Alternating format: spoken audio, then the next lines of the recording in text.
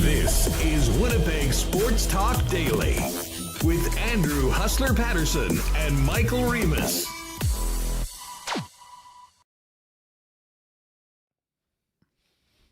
What's going on, everyone? Welcome to a big Monday edition of Winnipeg Sports Talk Daily. It has been a while since we got a chance to come on to this program talking about a win, never mind 2 wins. But what a weekend it was at Canada Life Centre, starting off with our WST game of the month on Friday. The streak ended, a big win over the Los Angeles Kings, and an amazing time had by, I think, pretty much everybody at the building. Special thanks to everyone that jammed with us up in Section 316. Great to see so many of you. Appreciate you supporting us and the club and getting up for what was a heck of a win and a great night. We'll get into this a little bit more. I can't say enough about the fans and the crowd on Friday night. And I know Eric Comry spoke about it afterwards. I mean, this had been a miserable run for the Winnipeg Jets. They'd fallen to last place in the league. They'd lost 11 in a row. That is a time where in a lot of cities, the fans turn hard on a hockey club. And that was the exact opposite of what we saw on Friday night. That was a packed house of people that were 100% behind their team, willing them to just find a way to win.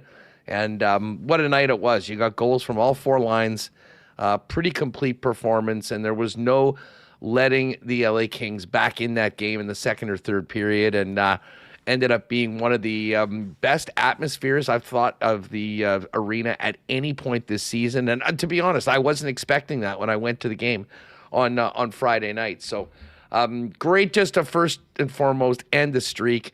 And then they came up with another win yesterday against another struggling team, the New Jersey Devils, who are really in it right now. But 2 in a row. The streak is over. We move forward. Islanders tomorrow. We're looking forward to having Kevin Sawyer on the program. We'll also talk Jets with Mike McIntyre. A lot going on in and around this hockey club, even with the 2 wins on the weekend to end the streak. So we'll really dive into that. And, of course, what a weekend of NFL football. 5 awesome games. Well, I don't know. The night game yesterday was maybe not quite up to the standard of the first 4. But, I mean, just some absolute thrillers. It seems like the NFL, whatever script they've got going this year is a dandy. I still can't believe the Packers lost. I mean, for any of you Packer fans out there, I feel for you. That is as ugly a way as you could lose a game to an arch rival in the playoffs as I can remember, giving up 25 points in the fourth quarter. And I know they're reporting Matt LaFleur is working on a new deal to come back to the Green Bay Packers. I don't know how that's going to be received in Cheeseland because his fingerprints were all over that. I mean, one of the worst 30 minutes of coaching I think we've seen in the playoffs in a long time, and he's going to have to wear that one as well. But good on the Buffalo Bills. Josh Allen for finding a way to get it done. That game yesterday between the Bills and the Jags was phenomenal. 4 lead changes in the fourth quarter. And the Niners, shout out to Connor and his Niners doing God's work. And we don't have to deal with Nick Sirianni at any more point in the NFL playoffs as the Eagles are done. But Zig Fracassi is going to join us. We'll get his thoughts on the games on the weekend and tee up tonight's finale of Wildcard Weekend, Monday Night Football in the Steel City. The Texans and the Steelers going at it tonight for the opportunity to go to New England to take on the Patriots in the divisional weekend. Listen, just before we bring in Michael Remis, welcome to everybody in chat. Hope you all had a great weekend, especially those of you that were with us in the building on Friday night. We'll be doing our next WST game. Actually, the last game before the Olympic break. Montreal Canadiens coming into town. So you can get your seats at winnipegjets.com/WST. 2 games after the Olympic break. Thursday night game against the Tampa Bay Lightning and a Saturday night game against the Philadelphia Flyers, all available at winnipegjets.com/WST. Big shout out to our friends at Coolbet and congrats to everyone that qualified. Tonight is the night. The Costa Rica final. We'll be finding out who's coming with us in 2 weeks to the Costa Rica Poker Festival. That's getting going at 8 o'clock. Shout out to everyone that played in the 3 qualifier tournaments and everyone that'll be going at it tonight. Also want to thank our friends, St. B Mega Millions Lottery on board with us. So we're going to have Bob Irving as one of the spokespersons for the hospital and the event coming on in a couple days. Looking forward to having Bob on the program. And we'll tell you more about that a little bit later on. Of course, our friends at Princess Auto, Chud's Power Sports, Manitoba Battery, Uptown Alley Canadian Club, Rowley's Transfer, and St. Vital Dental Center. Clean Line, Plumbing, Heating, and Electrical. Boston Pizza, Royal Sports, Little Brown Jug, and of course we'll get to a Why Not question of the day for Not Autocorp at Waverly and McGillivray. Shout out to everybody in chat. And welcome to you, Michael Remis. What's going on, Remo? The vibe's a heck of a lot higher than they were on Friday's show. Yeah, man. Friday night was almost like an exorcism with the Jets win over the Kings. The fans chanting, singing along to every song, the game production, putting the words up as well.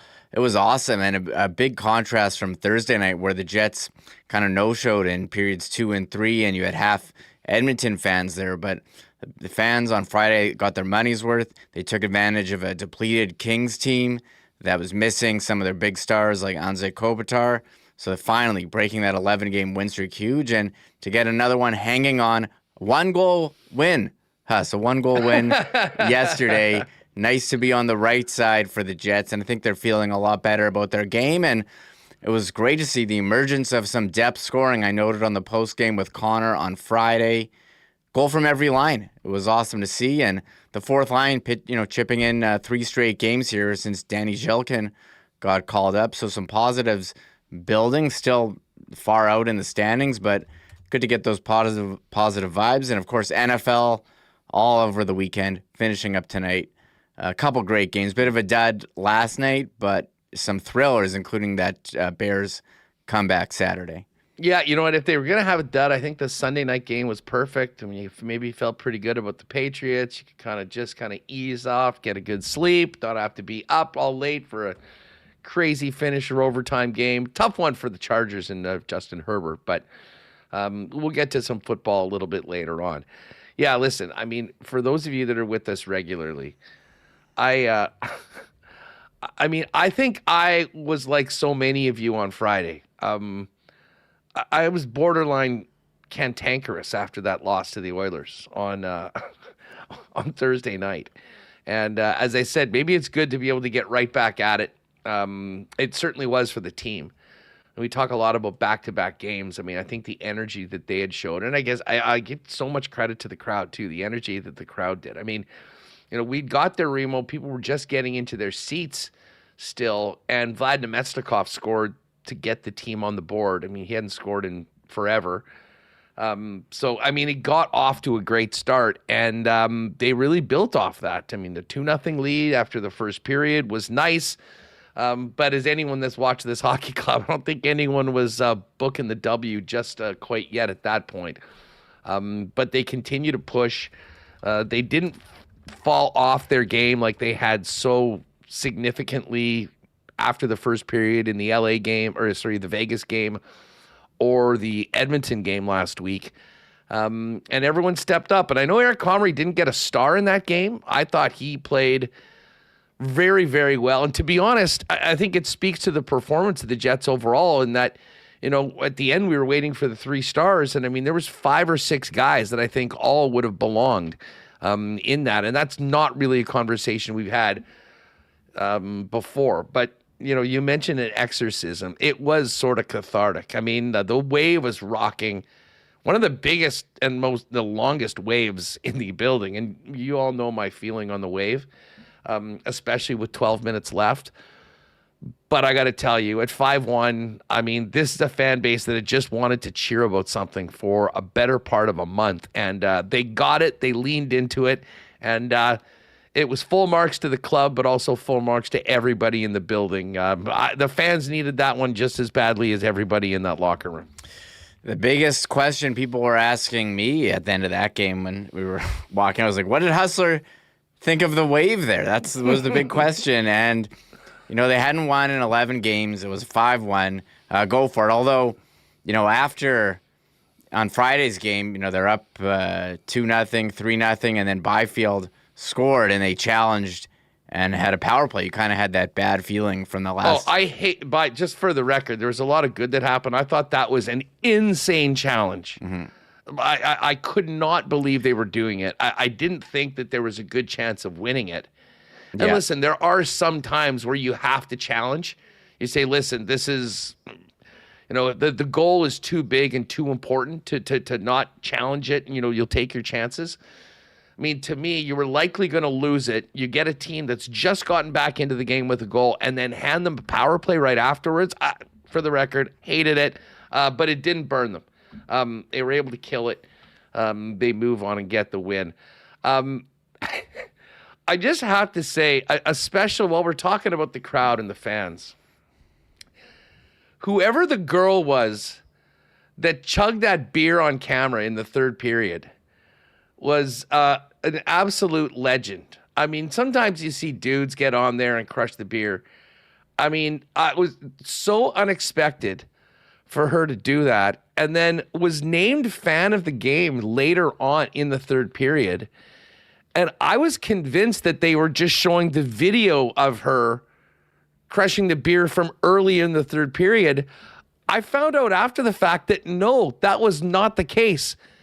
She did it again when she was announced as the fan of the game. So I think that was a perfect example for the spirit, the buzz in the building on a Friday night game that the Jets ended up getting a win. Was maybe a little more lubricated crowd than we saw with a lot more families at the game on Sunday. But it was one that the Jets absolutely had to have. It was going to come soon, and you could just feel the weight, I think, come off a lot of the players and the fan base. I mean, throughout that third period. This is back to Friday. A very relieved Scott Arniel, just finally putting that 11-game losing streak in the rearview mirror after a win. A lot of relief for everyone.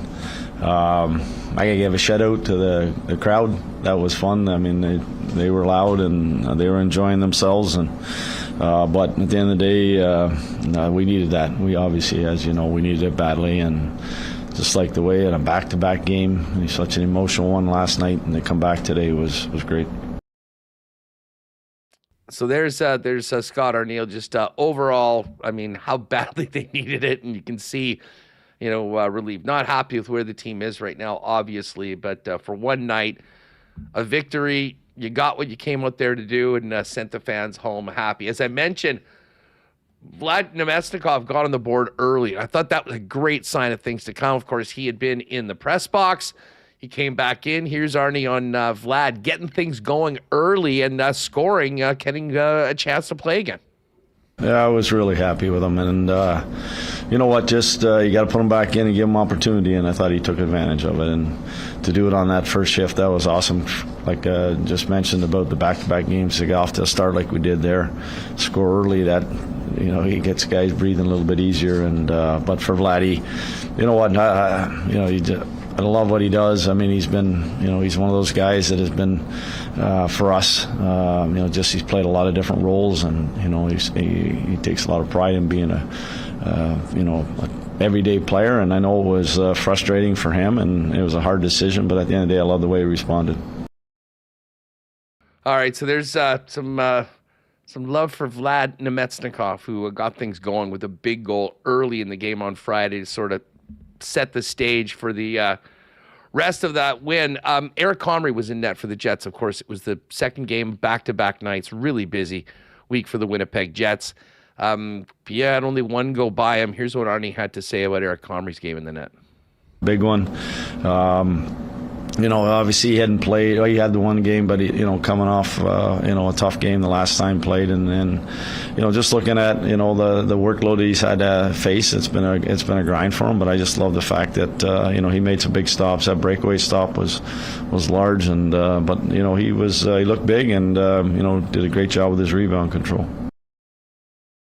It was funny, Remis, and I know we were talking about this through the game. The Kings, they didn't have Anze Kopitar. At times, they, didn't get a lot on Eric Comrie.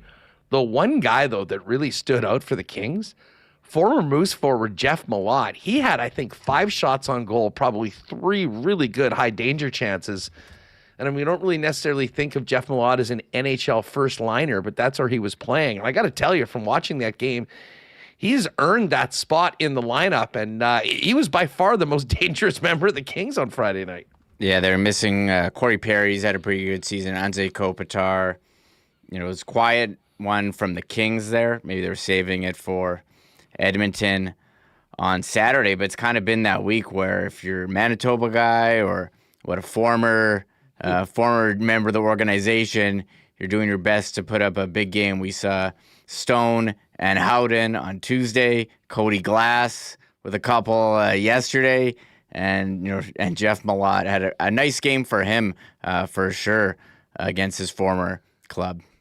He didn't have anything to show for on the scoreboard because Eric Comrie stoned him a couple times. Comrie spoke after the game. It was really interesting, as Eric often is, when speaking. But talked about the win. Also talked about just the mood in the building on Friday night. It was fun. Building was going too. They had the wave going. They had everything going tonight. It was great. It was just, we played like kids again tonight. We had a lot of fun. We just got back to just enjoying the game we love to play. You guys needed that, right? Everybody needed that. Fans probably too. Oh, I think they deserved it more than we deserved it. We've been putting them through some tough times, and they've been sticking with us. It's unbelievable to see their support tonight. And there's not a lot of fan bases that would do that. A lot of fan bases would turn on a team after what we've gone through lately, and they've stayed right with us the whole time. And it's been special to see that. And they are the best fans in the NHL for a reason. That was, Eric, with, high praise for everyone that was in the building supporting the team on Friday night. And then he opened up and talked a little bit about just how difficult this period has been for him personally, especially coming off that Toronto game on New Year's Day. And just talked about the importance of getting the win for an individual to be able to help his team, get a result. After the last game, I wasn't in the best mental space I've ever been in my life. My wife actually helped me out of it. It was unbelievable today what she did. She put a couple pictures of my kid in the car, both playing hockey, and it showed me why I play the game and why I love this game, and it kind of got me back into the mindset of playing hockey again and just being a kid and having fun out there, and it was pretty special for me to have that. In that sense, did it feel different driving to the rink today then? Yeah, it was really, I hop in the car and I have 3 pictures of myself, one of myself as a kid, and one of my son wearing goalie pads, and one of my daughter in the locker with me, and she goes, "This is why you play the game," and it was awesome. And where did she stick them in your car? She put them right on my driver's side window so I could see them right when I walked in. It was really special. Reem, that was it was cool, and there is a human side of all of this. The fans feel it, we feel it on the program, and as I said, I was quite cantankerous on Friday, I will admit. But the relief and having Comrie open up a little bit on just how difficult it is on, just not the players, but everybody around them. Just speaks to how important it was to, regardless of what happens the rest of this season, just to end that streak, get a win, and put some smiles on faces, both in the locker room and around the city. Yeah, they had to dust off the jackets for a post game that hadn't been worn in quite some time. So I think it was a good feeling all around in the building. Nice to see Comrie get a win. It was a tough stretch for him when Hellebuyck was out. It made some big saves, which they weren't getting. And then we had to see, okay, how are they going to follow this up here on Sunday? We're going to see a similar Jets team, or we're going to see more regression. They hadn't won back-to-back games since November. So they were kind of a bit unsure, but they definitely showed up Sunday and gave the fans more to cheer about in a back-and-forth game. Yeah, so the Friday wrap, 2 goals for Scheifele. Jonathan Toews getting on the board. We'll be talking more about Toews throughout the program. You had Cole Koepke with one. I thought he had a really strong game. And then, of course, the one from Vlad early on to start off the party. And Eric Comry, although not one of the 3 stars that we mentioned, there's a bunch of guys that certainly could have been considered. Only 1 goal against on 24 shots. So the team got the win. A quiet day on Saturday, and then back at it yesterday for a 1 p.m. matinee against the struggling New Jersey Devils. And, Reem, listen, I didn't think it was as complete a game as they played against the Kings. But as you mentioned, they were able to hang on and win it. And we'll hear from Scott O'Neill in just a minute on that. My takeaway from yesterday's game, though, was the growing connection on line 2 with Gabe Vilardi, Cole Perfetti, and Jonathan Toews. And Toews, certainly really, really struggled kind of from game 15 to about game 38, 39. Coming out of the break, though, he seemed to be a bit of a different player, and now things are starting to click for that line, and it's been big for Cole Perfetti, too, who looked far more effective than he has at times earlier in this season. Yeah, and that was the story with this team for so long, that if they're not getting goals from the top line, Connor, Scheifele, Vilardi, then no one else is going to score, and it's going to be tough for them to win. Well, in the 2 games this weekend, you had goals from the 4th line. Zhilkin didn't get a point, but Koepke and Paterson making an impact, and you really saw the speed there. And the 2nd line, finally, some second-line scoring. Cole Perfetti, he's gone a nice stretch in his last 5 games. He's got 5 points, so including 2 each over the weekend. So really nice stretch here for him. And is he finding chemistry with Toews, who had a couple tap-in goals there on the goal line? But hey, they're going to the net. They're getting shots on goal. You're seeing some nice passing as well lately. And you wonder, are they building a second line here? And Perfetti talked about, you can play the clip, but his, recovering from his ankle injury and starting to feel better. Arneal's talking about how he's moving better. And, these guys come back in the lineup seemingly right away, but maybe they're not 100%. And I think the break here really helped some of these guys. So nice to see some secondary scoring help out the Jets this weekend. Well, and the funny thing is, we talk about the break. It was a couple weeks ago, and they're playing like every second night, and obviously back-to-backs as well last week. Just part of this crazy condensed schedule this year with the Olympic break. But they were able to hang on and hold down a lead. Scott O'Neill talked after yesterday's game about being able to lock down that win and win a game by 1 goal for a change. Yeah, considering the first 2 periods, I don't think Sheldon was probably overly excited about his group. I think that game was pretty sloppy for 2 periods both ways, and both goaltenders were under a barrage there. But just the fact that we came out in the 3rd period recognizing that 3-3 at home, just go out and play a period and put the chips on the table, and I thought we did a good job of that. And like you mentioned, we didn't give up much, and our 4th line scored a big goal. Will you chalk up maybe some of that sloppiness to just a matinee, no morning skate to work out some rust? Or? That's 4 games in 5.5 days, and that to me, that's obviously legs, fatigue, but it's also mental.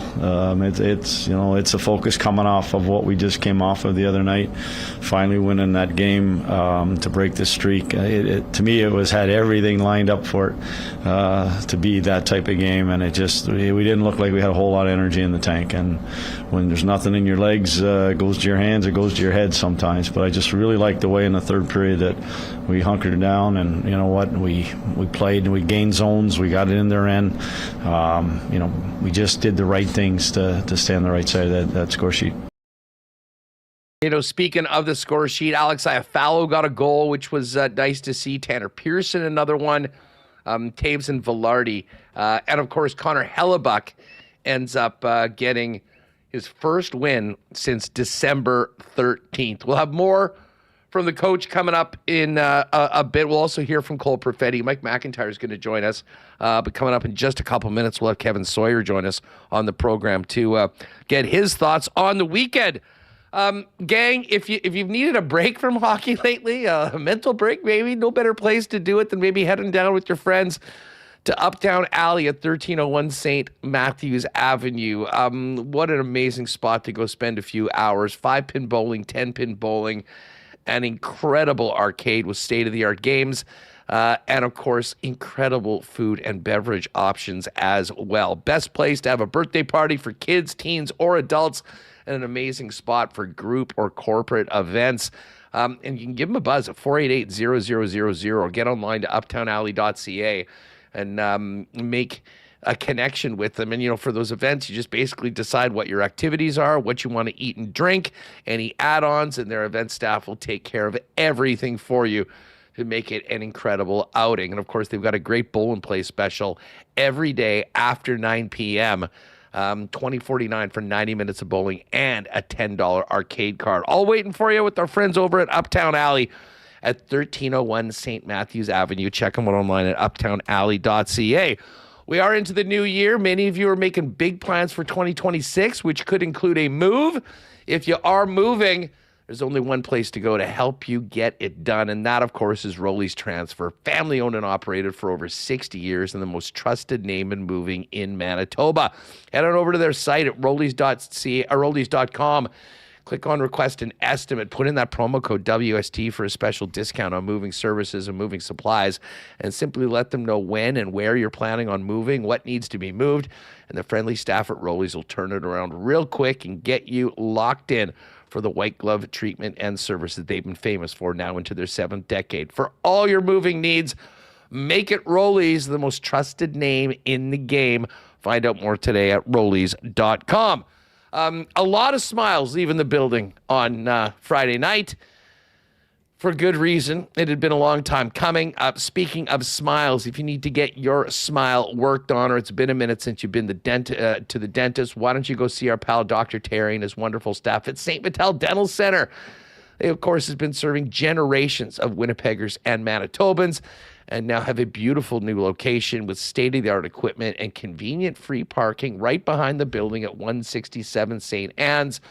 Taking care of clients and customers from 6 months to 99 plus with a full array of dental services, from cleanings and checkups to things like dental implants. Dr. Terry and his team can do it all.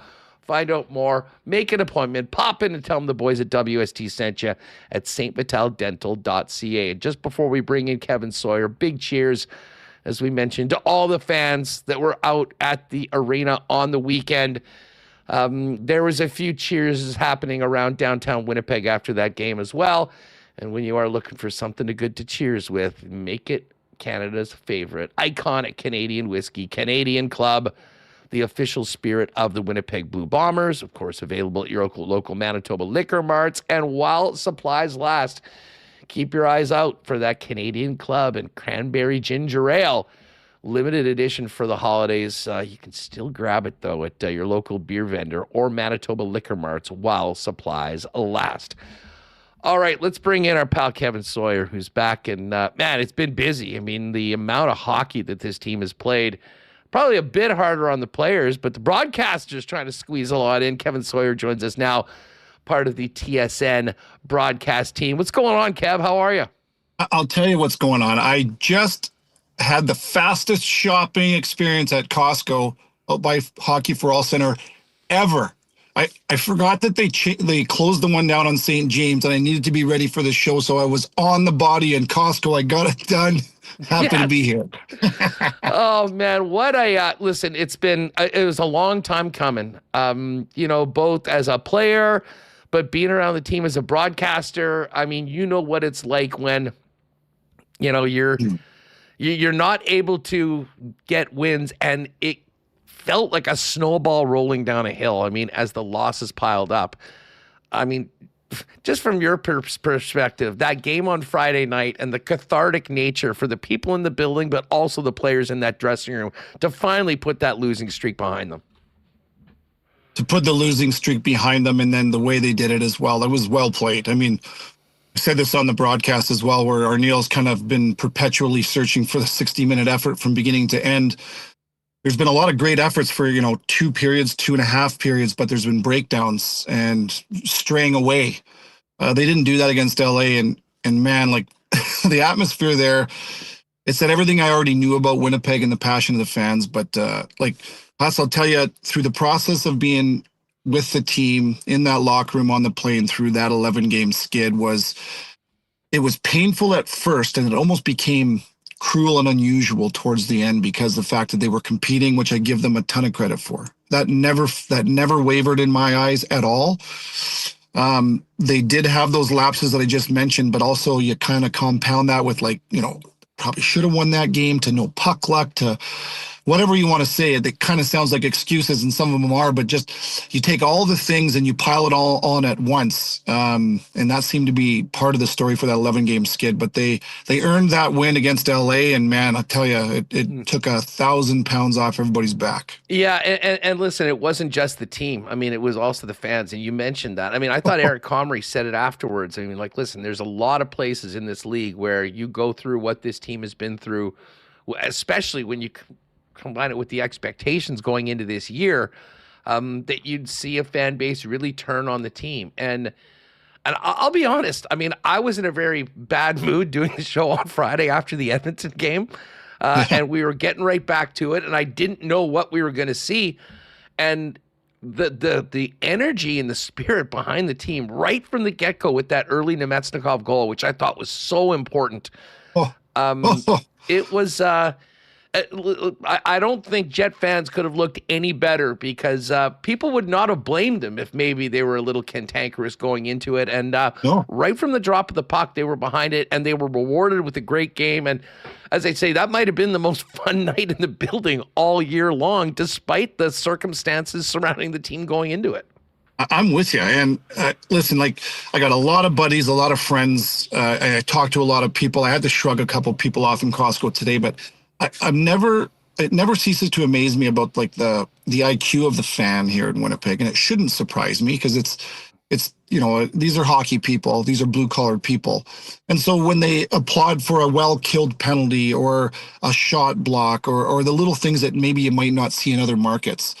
But I give the Jets fans a lot of credit for this as well. And they're looking for a reason to cheer. But I think that they understand the difference between playing poorly, not getting results, and competing.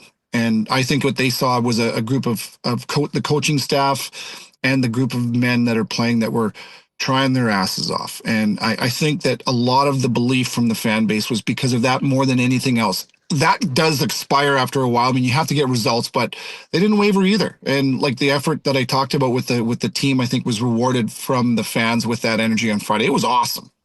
Yeah, it sure was. Very cool that Danny Zhilkin's dad got the chance to be in the building for that game after traveling for what was his debut earlier in the week. And, you know, I'll get your thoughts on how he looked in his first few games in the NHL as well, and also thoughts on just, you know, when you're in a situation like the Jets have been in, to get a young guy up that's incredibly excited, that's achieving a lifelong dream of playing in the NHL. Like, I can't help but think that, while very much an intangible, I think that was something that also, I think, maybe put a lot of things in perspective for this team and just let them go out there and play hockey and have fun, like Eric Comry said after the game. You are bang on. I said to Scott Brown after that first game, and I'm sure you've seen it now. I mean, I think everybody has the security footage of Zhilkin getting his... Yeah. I mean, honestly, Huss, after we showed that, I interviewed him over the boards in warm-up. I was fighting to not get emotional because it brings back the memories of that childhood feeling that you get when you're about to realize your dream. And I said to Scott Brown, the head of PR for the Jets, I said, if I was a coach, it's easy for me to say, but I go, I wouldn't say a thing to these guys. I'd just play that video before the game. That would be my pregame speech. A reminder of how lucky we all are to be around this, to be a part of it in our own way, or certainly playing. And I think that you're bang on. I think that the humility, this is a Russian-born kid, although he came here when he was 9 with his family. Not many Russian-born teammates that I've had in the past would shed a tear. And that doesn't mean they don't care, but it's just not the same for a kid that was born in Canada or in North America playing the NHL. He is so passionate. He's sacrificed so much. And I think that was a nice reminder to get back to the grassroots of what this is all about. I think that brought more than maybe a lot of people think. Just on that note, I got to tell you. So on the first game, Mr. Zhilkin, Boris, flew from Moscow. His connection was at 10:30 at night. in Toronto. He would have missed the game. He blew off his connection, watched the game, got on a red eye, came. So we were trying to find him in the crowd on TSN, and he wasn't in his seat all night. Apparently he likes to sit behind the net that his son shoots at. Man, we looked for him all night. We couldn't find him. Our cameras were searching, and it became this behind-the-scenes joke with our crew. And so to get him on the air last night was so awesome, because now for 2 games he's got to see his son play in the NHL, and he couldn't be more proud. I'm sure it was awesome. Well, you got to keep Mr. Zhilkin around because he's 2-0 in the building. And, and just on Denny, like I have to admit, I mean, I wasn't sure what to expect, with, him getting this call up. I mean, at the start of the year, we probably wouldn't have had him pegged above a bunch of the other guys on the Moose, and yet he was the one that earned it. And I didn't think he looked out of place at all. I loved how he always goes to the net when, the teammates, I mean, like the Tanner Pearson goal that he scored, the first one was with Zhilkin being all sorts of a nuisance in front of the net. Well, he hasn't had points. I mean, that line, we've seen them score in back-to-back games. I thought he's really acquitted himself quite well. He wasn't on my radar at all. And I mean, I'm not going to sit here and say that I watch every game of the Manitoba Moose. The thing that every coach will tell every player, every team when you're struggling is simplify. Just play simple. And Danny Zhilkin has done just that. I mean, I watch him, and we have an ISO camera on him for every shift. Defensively, when he doesn't have the puck, you can see he thinks the game, and I can tell he's thinking, what's my job? What's my job? And he is trying to do that. Oh, we just lost Kev there. We'll get him back right away. I'm just seeing that the Jets have recalled defenseman Isaac Phillips from the Moose and placed Colin Miller on IR. We'll talk about Mike with that a little bit later on. But I think we've got Kev there. Sorry, you just broke up there. Yeah, that was my producer calling me. Apologies, I forgot to mute my phone. But Danny Zhilkin, listen, I mean, you talk about the Chibrakovs, the Lamberts, the Parker Fords, the Salamonsons, and all those guys are certainly going to be a part of this, you would think. But I wasn't expecting Danny Zhilkin. And I think that's part of the charm of all of this as well, where I think everything I've been told about him down there is he's working his butt off, great attitude. He's creating off the cycle. He's winning faceoffs. He's playing fast, and he's driving his line there. He's on special teams as well, and he's been rewarded. I think that's an excellent message to send to this franchise, throughout this franchise. You get what you earn. And yeah, of course, like that's not game to game for every player. Some players play lousy, they're going back in. But I like that message for a time where the prospects have to be a part of this going forward. I love the fact that Danny Zhilkin got the call because he earned it, and I love the fact that he's taking full advantage of it. I don't see him going anywhere. I mean, if he continues to play the way he's playing and continue to build, he'll improve as his confidence grows. I can't see him coming out of the lineup if he keeps playing that way.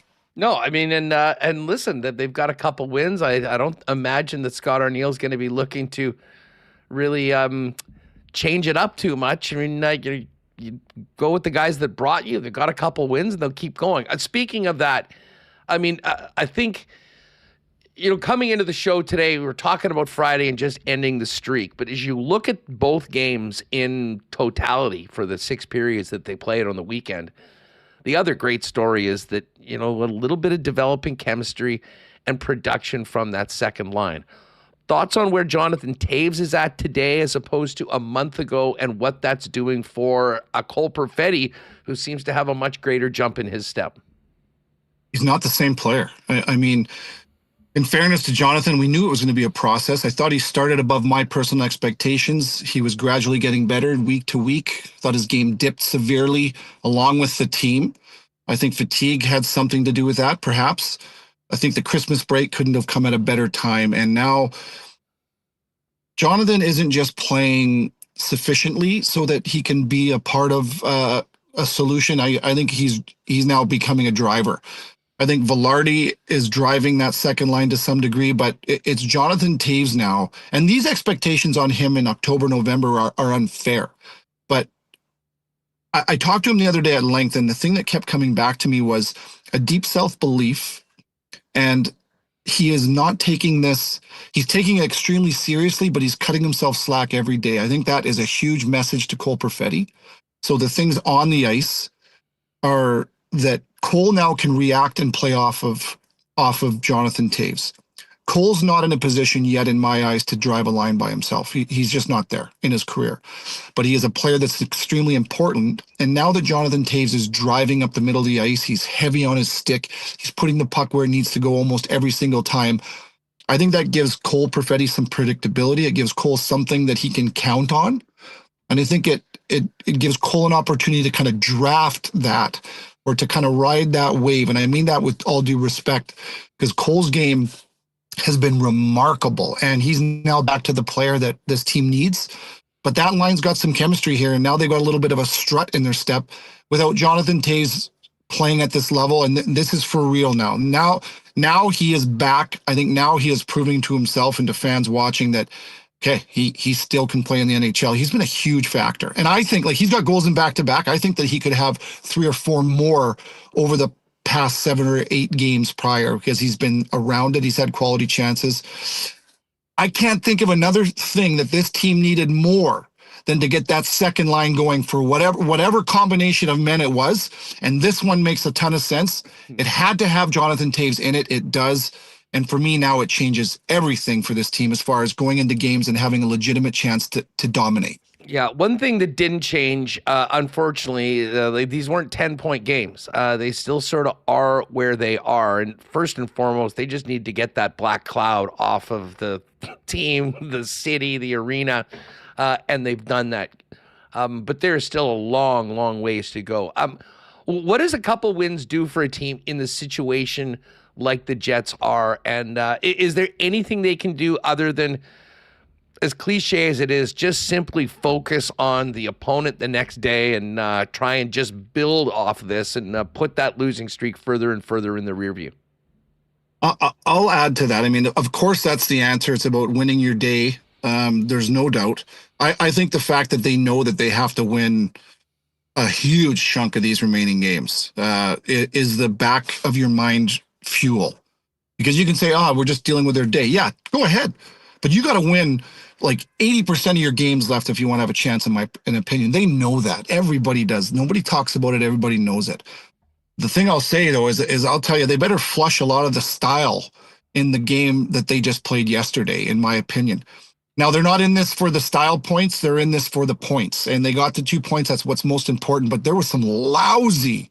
I mean, I don't want to be too harsh, but in a game they finally win and they end their losing streak and they come out and play.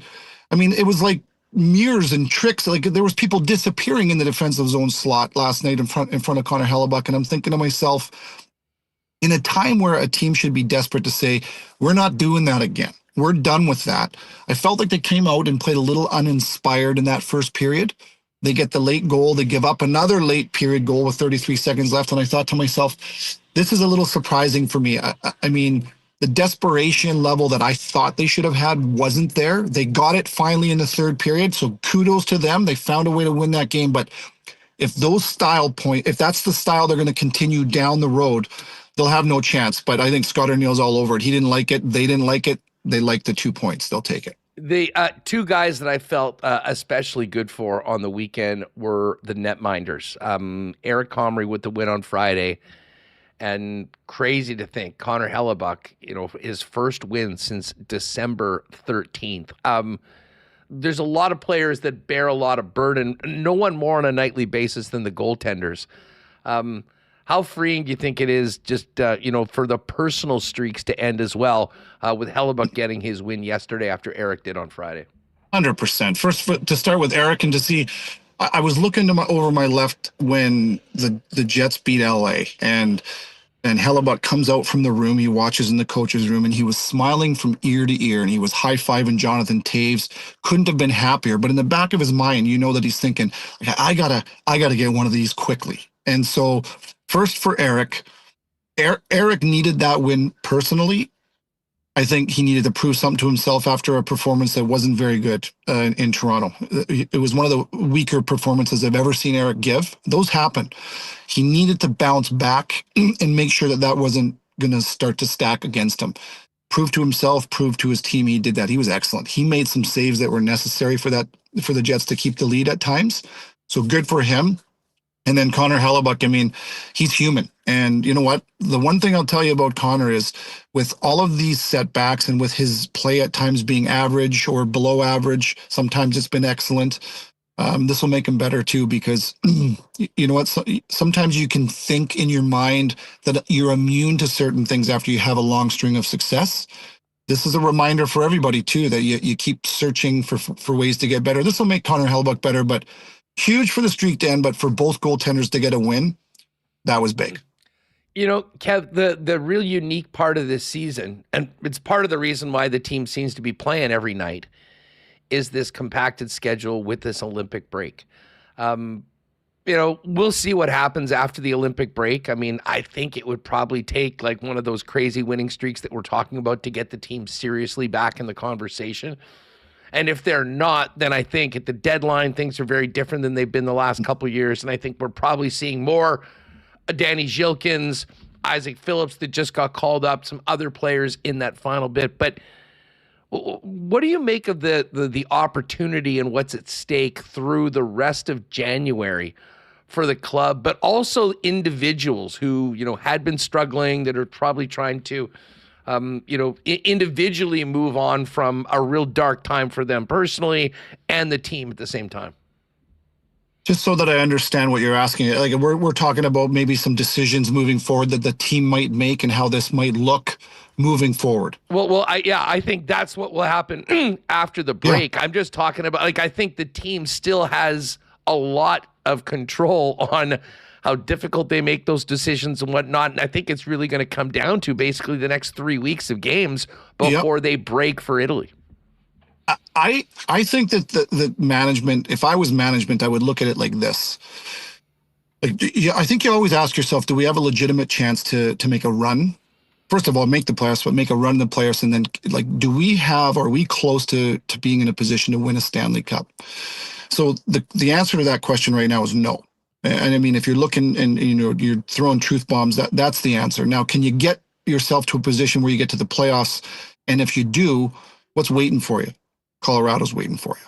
Are you going to get past them? It's possible, but that's not going to be easy. So there's a lot of things that are stacking up. For me, I'm looking at this going, okay, we're looking to succeed and win our day. I wouldn't want to do this now, regardless of how many wins come, without as much development and prospects involved as possible that makes sense. Now, I'm not saying call up half the Manitoba Moose and, waive and trade as many people. I'm not saying that, but I'm saying let's just assume that calling up Danny Zhilkin was a message to Danny, to the Moose, and to the Jets saying you're going to get what you earn.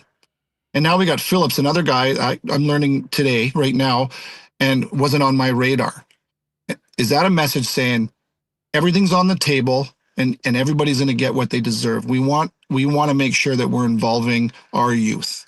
That should inject a lot of hope from those young guys, bring out the best in them. That should put a lot of guys, veteran guys, on notice, because I'll tell you what, you might have a year or two left on your contract, but if you're underperforming, I know, I've been there. You're thinking, who's taking my job? And you want to make sure they don't. I like that message that is sent to both young and old to try to bring out the best of everybody, not necessarily to win a Stanley Cup right now, to build towards that in the very near future. This team is not going to win without at least a couple young guys coming up and being a part of this, and not just a peripheral, borderline part of it. They've got to get into this thing. And I think that that's a great message, and I think there's some hope for that. Yeah, and listen, not to Monday morning quarterback it too much. I mean, I think a lot of our conversations were maybe this could have happened a little earlier. Would that have maybe got things turned around a little early? Because it's not really just about the one player. To me, it's about youthful energy, and it's about that competition that, when you just kind of go stand pat for a long time, obviously we saw what they are.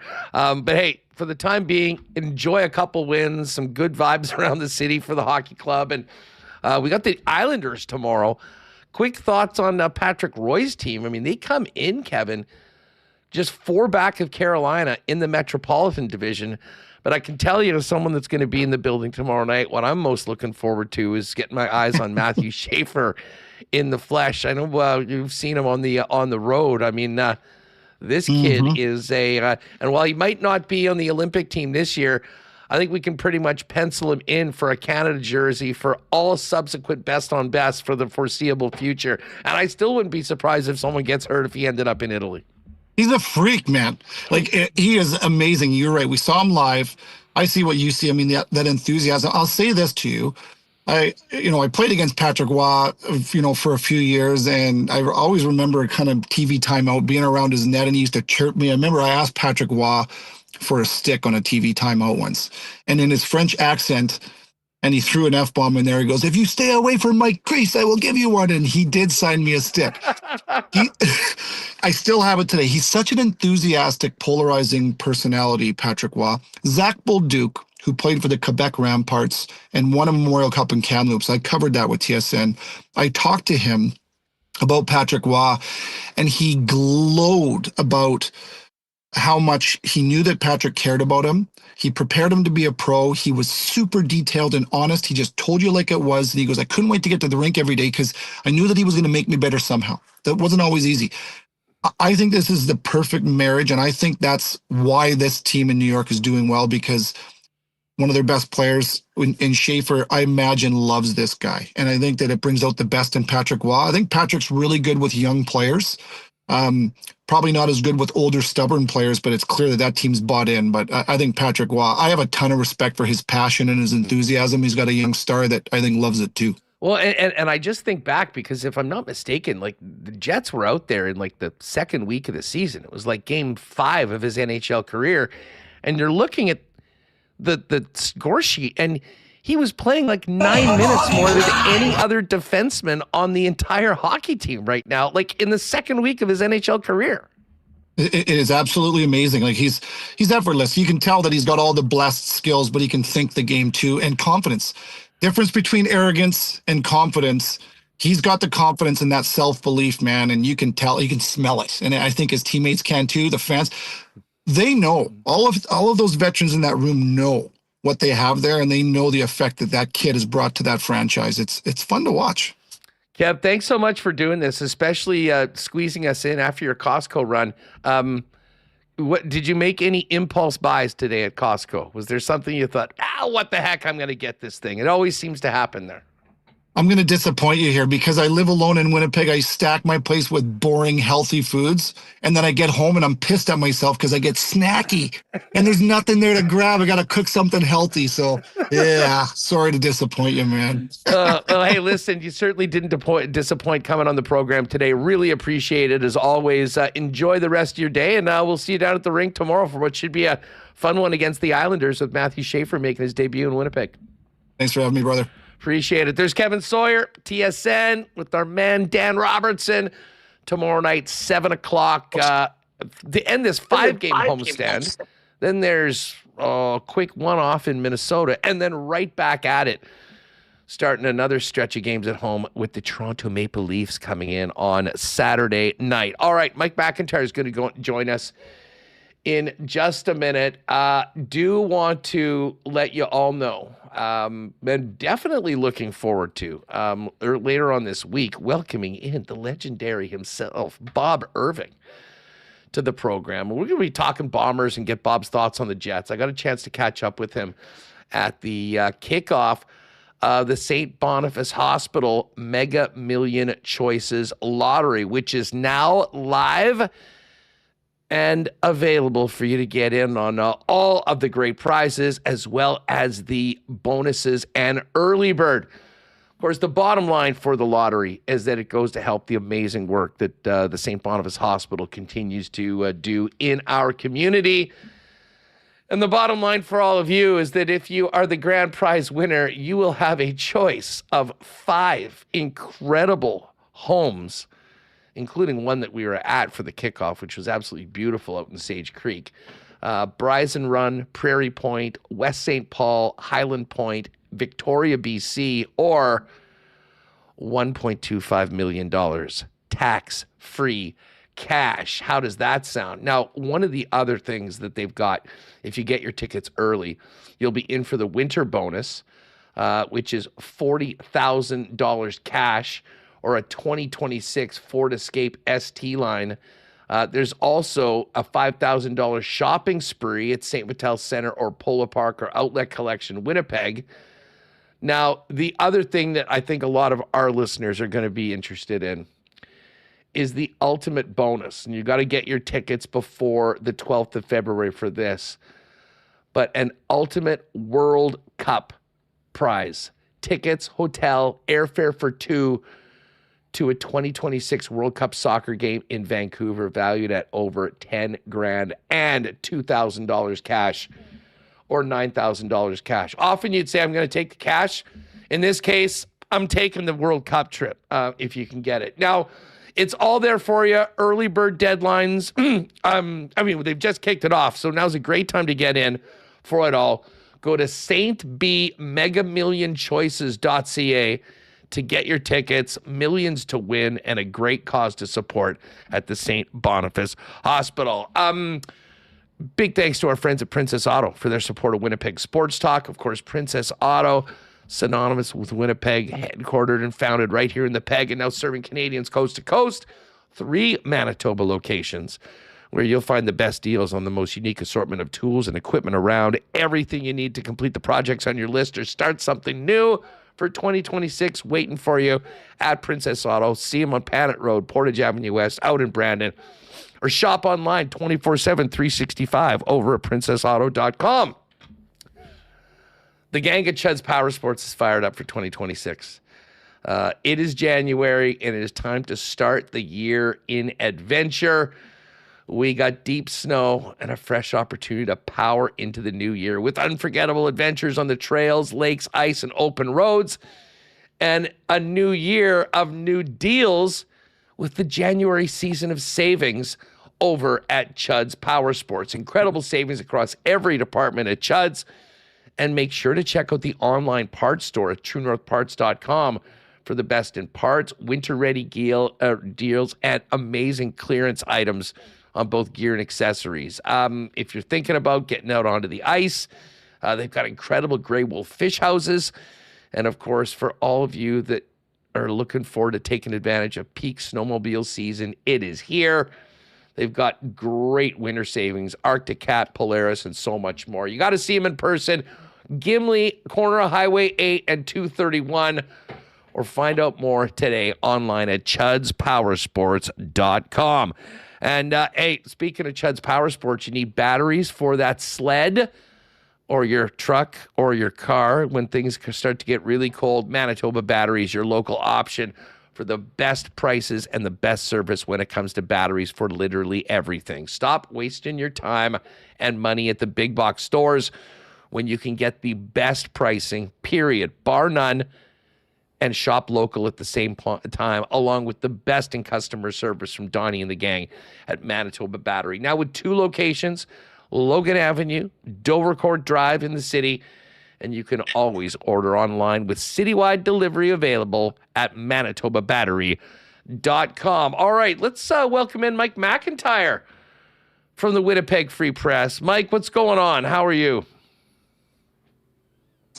Doing good, Huss. Nice to see a little positivity around the Winnipeg Jets. I can tell you they were a lot happier bunch to be around. It had gotten a little old, a little tiring to kind of just soak in all of the sourness, if you will, over these last few weeks, which felt a lot longer, quite frankly. So, yeah, that was a fun weekend at the rink. I mean, I know you were there WST night, Huss. In fact, I'll give you all the credit for Friday night.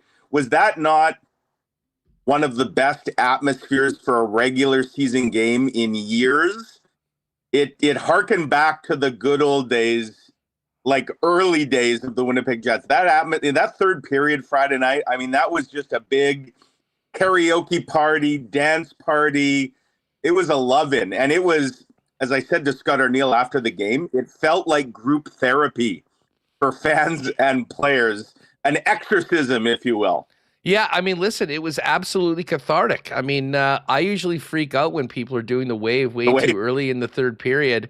But with the 4-goal lead and just with what everyone had been going through, I'm like, you know what, folks, have at her. I mean, make the most of this. And And listen, I mean, if you caught some of the show, like I mentioned this earlier, but I mean, I was so bent after that Edmonton game and just seeing the exact same thing happen against Vegas and the Oilers. And I mean, listen, we're talking about it every day, but I mean, there is a level of investment, emotional investment and passion that maybe is unique to our show. But I was in a horrible mood for literally 21 hours from the end of that Oiler game to getting into the building. And I wasn't sure how the crowd was going to respond. Like I've kind of been worried that over the course of this, like it could really turn on them. And and whether it was the combination of the early goal by Nemestikov, I mean, a good crowd where people were there. They obviously came, in a positive mindset. Like, let's just end this damn streak. Let's get a win, regardless of the big picture. I couldn't agree more. I mean, we've talked about it all weekend. The crowd on Friday was something that I wasn't sure we were going to get. Holy smokes, did they deliver? And I think they were a big part of the great feeling that the team had afterwards, not only with the way that they played that 60 minutes against the Kings. You know, nobody will dispute that Winnipeg is filled with like really smart hockey fans. This is a smart hockey market. And it's like the crowd, like you said, forget about the fact they were dead last and one win wasn't going to change that. And they're still in a world of hurt. For a couple hours on Friday night, all of that was forgotten about. It's like the fans needed that, I sense, but also I think more importantly, it's like fans recognized the players needed that and kind of gave them exactly what they felt the team needed to hear. And, for anybody who doubts the connection in this community between the hockey team and its fans, like that was exhibit A right there, where it was just all about the moment. And sure, it doesn't change the big picture in one night, but that was pretty special to witness for sure. It wasn't quite playoff atmosphere, but that felt different. And even yesterday, it was a good atmosphere, but not the same. I mean, you only break, well, hopefully the Jets only have to break an 11-game winless streak once. I suspect the sobriety level of the fans yesterday might have been a little different for a Sunday afternoon affair versus a Friday night affair. So it was a little more of a traditional type of atmosphere yesterday. But you can, a lot of the Jets remarked both on camera, off camera. It was a major talking point coming out of Friday night, just how much that meant to the players. And, we've seen momentum go in one ugly direction here.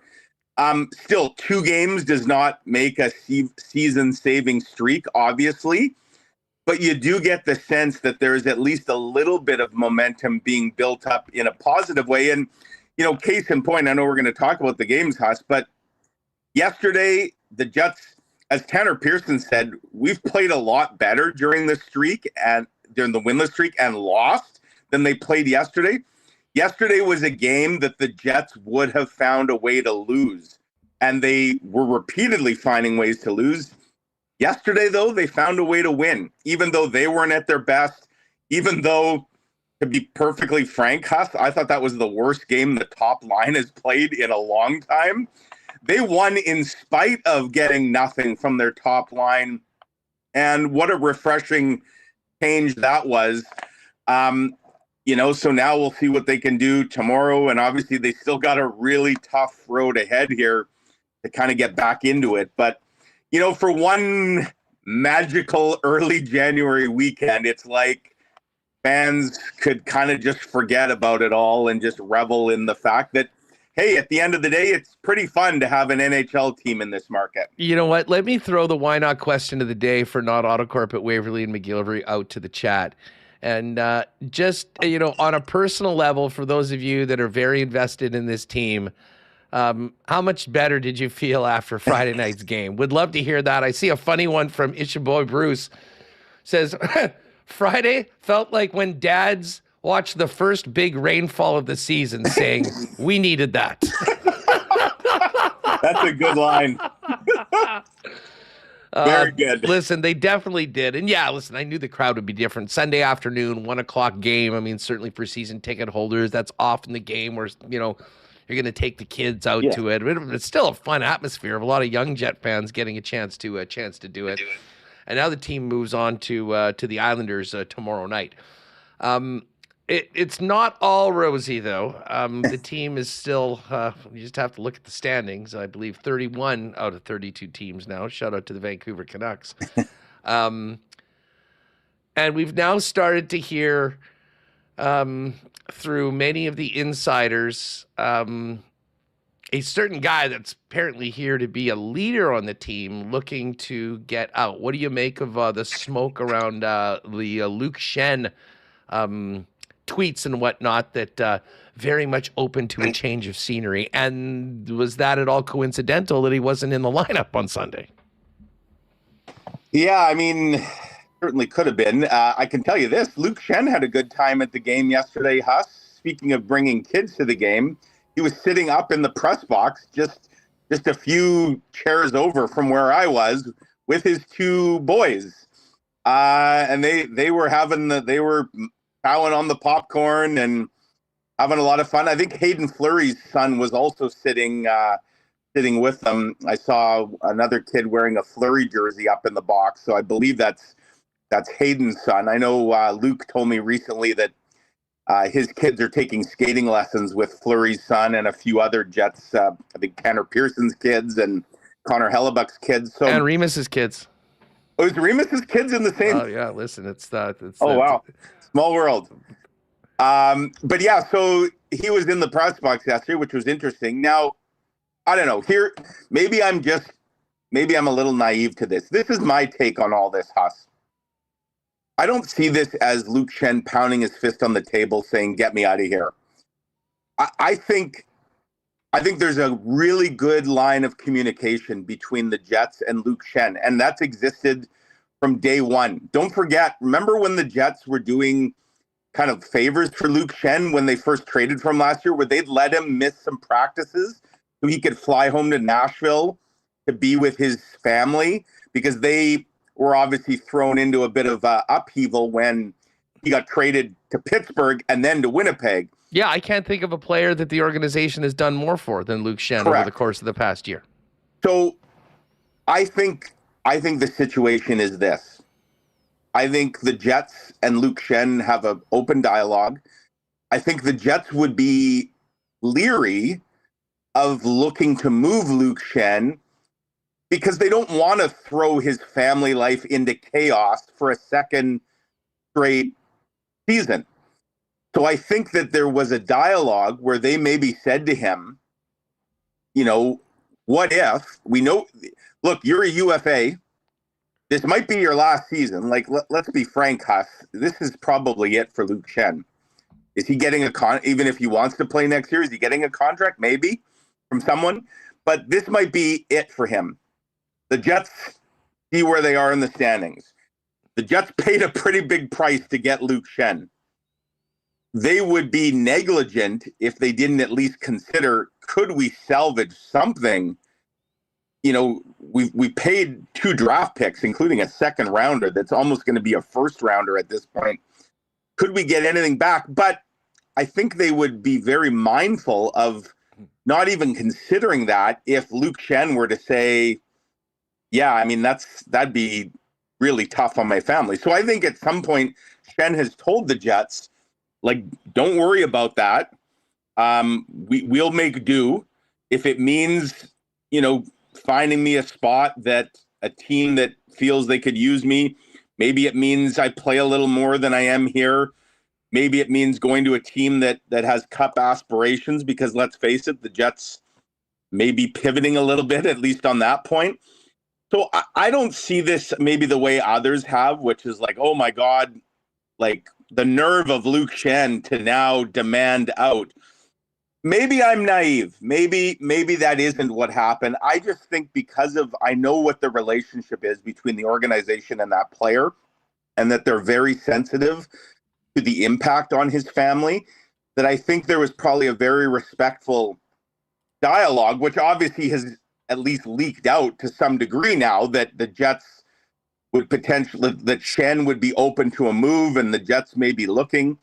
And quite frankly, Huss, they absolutely should be. If they could get anything for Luke Schenn at this point, I think it would be a win-win in that you recoup something. You know, you're not going to get your second and your fourth back, I'll tell you that, but you might get something for him. But you also, Huss, would then open a spot in the second half for a guy like Elias Salomonson to maybe come up here and get some reps that he'd otherwise, you know, more or less be blocked from. So I don't see this as a leader like Schenn abandoning a sinking ship, but I get why some may view it that way. And you know what? Like I said, maybe I'm naive. Maybe it is like that. Whatever the case, you know, we'll see what the injury is to Colin Miller here. Certainly didn't look good, but the fact he came out and tested it, like, the door may be open right away for Luke Schenn to get right back in the lineup, but it also now could be opening a door for Elias Salomonson. And quite frankly, with where the Jets are, I'd much rather see Elias Salomonson in this lineup than Luke Schenn. And I think a lot of fans would agree. Yeah, 100%. Yeah, well, I guess we'll see. Pagnot is going to come on with us tomorrow, and we'll see it. It's interesting to see that that's the name that's going out saying, hey, if there's a change in scenery opportunity, he'd like to take it. I mean, it's usually not that the Jets are kind of tossing that stuff out. So, you know, maybe there's a little bit of public posturing to let everybody know that a certain guy is available. Just a quick note on that. I think some of the timing here, Huss, don't forget, where were the Jets just very recently? On New Year's Day, they were in Toronto, the center of the hockey universe. Who was a healthy scratch that day when he was going to play? He was in line to play his 1100th game. Luke Schenn has always had a pretty good relationship with media members. He's an open book. I suspect Luke Schenn probably had some conversations that day while he was not playing that maybe has led to some of this as well. Like, I'm not saying I don't think he's critical of the Jets. I think he's probably, like a lot of Jets, he probably thought, especially after what they did last season, that he had a chance to win another cup. You know, and I don't think he's under the illusion that he's a top 4 defenseman on a Stanley Cup contender. But you know, clearly he sees where the Jets are in the standings. And if this is it for him, like, there is no next year, Huss, where, okay, well, this isn't our year, but we'll get him next year. Well, no, if this is his swan song in the NHL, can you blame a guy that's kind of been to the promised land a couple times, thought that this year that he might get there, and now he's looking up at every other team? And, you know, why wouldn't he want to maybe see if there's another spot for him to finish his career? So I don't necessarily blame him, but I think the timing is probably not a coincidence that the Jets were recently in Toronto and now some of this is coming out. Well, I mean, if the Schenn situation is what it is, how many other guys are like that in this locker room that might like a change of scenery because of where they find themselves in the standings? Yeah, I mean, but any guy that's a UFA should, I mean, and even if they're not, the Jets sure as heck better be entertaining the possibility of moving them. Because again, if you have, this isn't a Nikolai Ehlers, you're in first place overall self-rental. I mean, if you could get anything for any of these pending UFAs that you're not going to need in the playoffs because you may not be there. And it's why, Haas, like, I don't think we should discount the fact that guys like Logan Stanley, Jonathan Toews, Tanner Pearson, they're all, you know, I would say trending up in recent games. And while that may help in the short term for the Jets, because maybe they win some hockey games, because they're getting some contributions. Certainly Toews and Pearson had a hand yesterday in that win. If it also means that at or near the deadline, some teams start sniffing around saying, you know what, we could use a guy like that. think of where we were not that long ago, Huss, where, pretty much every UFA signing from last summer was being declared a colossal bust. And there was like no trade value for really most of these guys. If the Jets can potentially get something back, given where they are in the standings. Now, we'll see what happens over the next few weeks. Obviously, they hope they can go on a big run here and get right back into the race.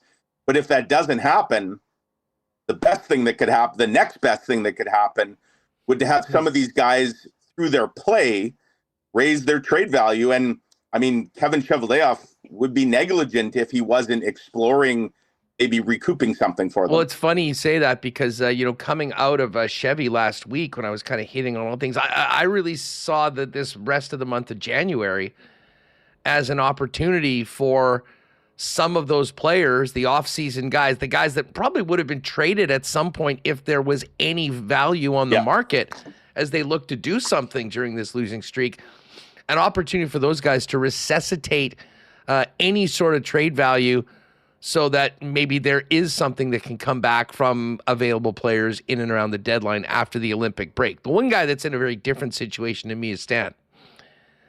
Like, I'll say this. For a guy that has been the whipping boy of so many fans, and maybe it's just a loud vocal minority, but there sure had been a lot of it for a few years here. Yep. We're now getting guys talking about Logan Stanley around the league of the player that he's turned into. Now, it's a very unique situation because of what this organization has put into Logan Stanley and how long they've waited for him to show more of what he's done so far this year. And dare I say, and this is based on being in the arena night after night after night, he's turned into legitimately one of the most popular players on this team as well. Agreed. It's not guaranteed that he'll be gone, but I think that one or the other has to happen. An extension before the trade deadline or move him at a value that'll be higher than he's ever been at the NHL. Just your thoughts on the Stanley situation, both from the player perspective as well as the team looking ahead to early March. I agree 100% that he is. There's a buzz in the arena now, Huss. When he has the puck on his stick, it's true. You could just feel the whole arena. It's like everybody's waiting with bated breath to see what's going to happen next. And whether it's with dropping the gloves, with some physical play, with shot blocks on the PK, or with the offense, which has been obviously a pleasant surprise. He's did you catch the shirt the lead singer of Mach 10? What was it? Stanimal's #1 Fanimal? Exactly. It was amazing. I could see those shirts becoming a thing. I don't know if that was something she just had made up or if there's actually shirts available, but I could see those catching on. But no, here's where I'm at with it, Huss. Like, I like Logan Stanley, the person. I think he's clearly having a career year. I still think if you're the Jets, there's the shirt, just tremendous. I think if you're the Jets, like, is his value ever going to be higher than it potentially is right now? Now, I don't know what the market would be for him, but like, is it completely unexpected that a team, like, could he fetch a late first rounder from a contender? Oh, that's certainly not out of the question. And and if he could, my goodness, like, the Jets don't even have their second rounder next year in what is seen as a deep draft. I don't see how you couldn't jump at that if that's the value that he could fetch. And crazy to say, but unless he's signing an extension with a team that you're trading him to, if he loves it here and the team loves him, you circle back in the summer. That would probably be unlikely, but I'm just saying, like, there's a path to that. If the Jets are out of the playoff race, I think they absolutely have to. He's probably the most valuable trade chip they would have. Now, I say probably because, Huss, maybe I'm a little crazy for saying this, but if Jonathan Toews continues to trend in the direction that his game is trending, given who Jonathan Toews is, and if teams out there are seeing this sort of swing in his play in the second half, I mean, Jonathan Toews suddenly could become a pretty valuable trade chip as well. So, I think the Jets, again, they obviously want to try and win a bunch of hockey games now and then not even have to consider that. They'd obviously not, in a perfect world, they're not selling. I know some fans will take issue with that. I'm just telling you what the mindset of the organization is. But if they are in a position where selling makes sense, then Stanley's right up there, if not at the top of that list for trade value. So I'd be in the absolutely look at moving them. Now, if you're getting pennies on the dollar, that won't be the case. If he's traded, I think the return will shock a lot of fans in this. He's a unicorn. He's a unique. He's kind of one of one. Like there aren't other Logan Stanleys out there, and there will be teams, especially with playoff hockey and things like that, that will be enamored, I suspect. So I agree with you, Huss. So yeah, I mean, we've seen popular players in the past move on, whether it's, and I'm not saying Logan Stanley is Patrick Laine or Nikolai Ehlers, but there's a fandom there for sure. I just think, are you getting this? Like, is Logan Stanley going to keep doing this year after year? And maybe he's just an absolute late bloomer, right? He's and folks, I'm not saying he's Zdeno Chara at all, but as Zdeno Chara kept getting better with age, and there's a uniqueness when you're talking about, certain size and the time that it can take. But I think if you're the Jets, you got to sell high, and it may not be any higher than what you're getting right now. No, definitely. And as well, I mean, the team that acquires him is going to have a chance. I mean, he's 27 years old. I mean, this is, I think about some of the contenders that I think would love to get their hands on him. But then I also think about a team like the Sharks. I mean, they've got Ryan Reeves out there. Yeah. I mean, he's at the end of the road. I mean, if you could bring in a player of that size and sign him to 5 or 6 years and kind of have him thinking that they'll be part of that core, there's a lot of teams I think that would be very interested in Logan Stanley. And I didn't expect us to be having this conversation at the start of the year, but I do think that certainly right now, Toews is unique. I will give it that. But based on right now today, I think we'll be talking a lot more about Stanley and his potential trade value. Just before we go, I'm not sure whether you caught this coming in, but just in the last hour or so, the Jets have put Colin Miller on IR and called up Isaac Phillips from the Manitoba Moose.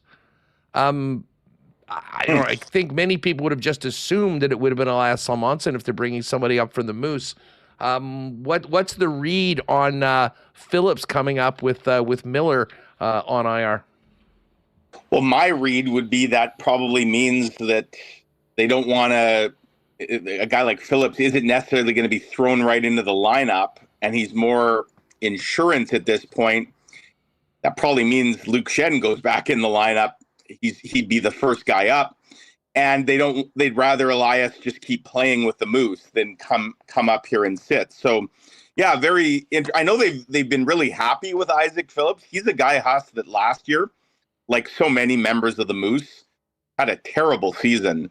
And, he wasn't developing. He's a guy, for folks who don't know Isaac Phillips, not drafted and developed by the Jets, but they traded for, he's a young player who I believe he's gotten in a few games already with the Blackhawks, and they traded him.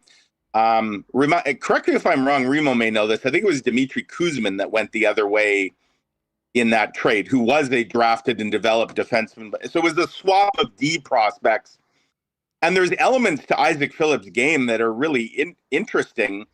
But again, last year was a nightmare, but he's certainly taking some steps this year. It's a much better Moose team. I've heard that his play has certainly been better. Is he going to get right into the lineup? I don't know. I mean, to me, if you were looking at throwing a guy in, it would absolutely be Elias. So that tells me that it's probably more just, and maybe it means that they think one of Fleury, like either Miller's not going to be much beyond 1 week, which is what he'd need to be now on the IR, the minimum of 7 days. I saw Hayden Fleury walking around yesterday, and I mean, he's going to have to get back on the ice, obviously, but maybe they don't think that he's out that long term either. So this may be more of a short term stopgap as opposed to an opportunity. Because to be perfectly frank, in no universe should Isaac Phillips be ahead of Elias Salamonson in terms of like development, if that's what this was about.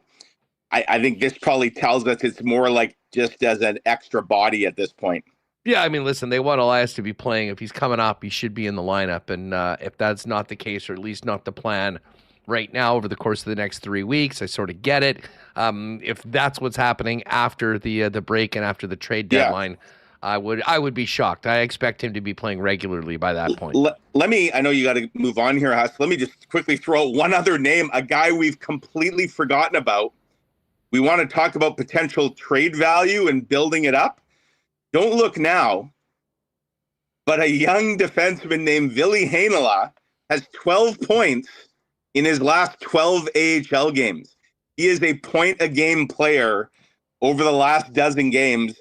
He was, from everything I heard, he was terrible when he got sent down to the Moose. He had a nightmare of a start to this season, but he is absolutely trending in the right direction. And I'm not saying maybe the ship has sailed on the Winnipeg Jets, but if nothing else, Ville Heinola is certainly building his trade value.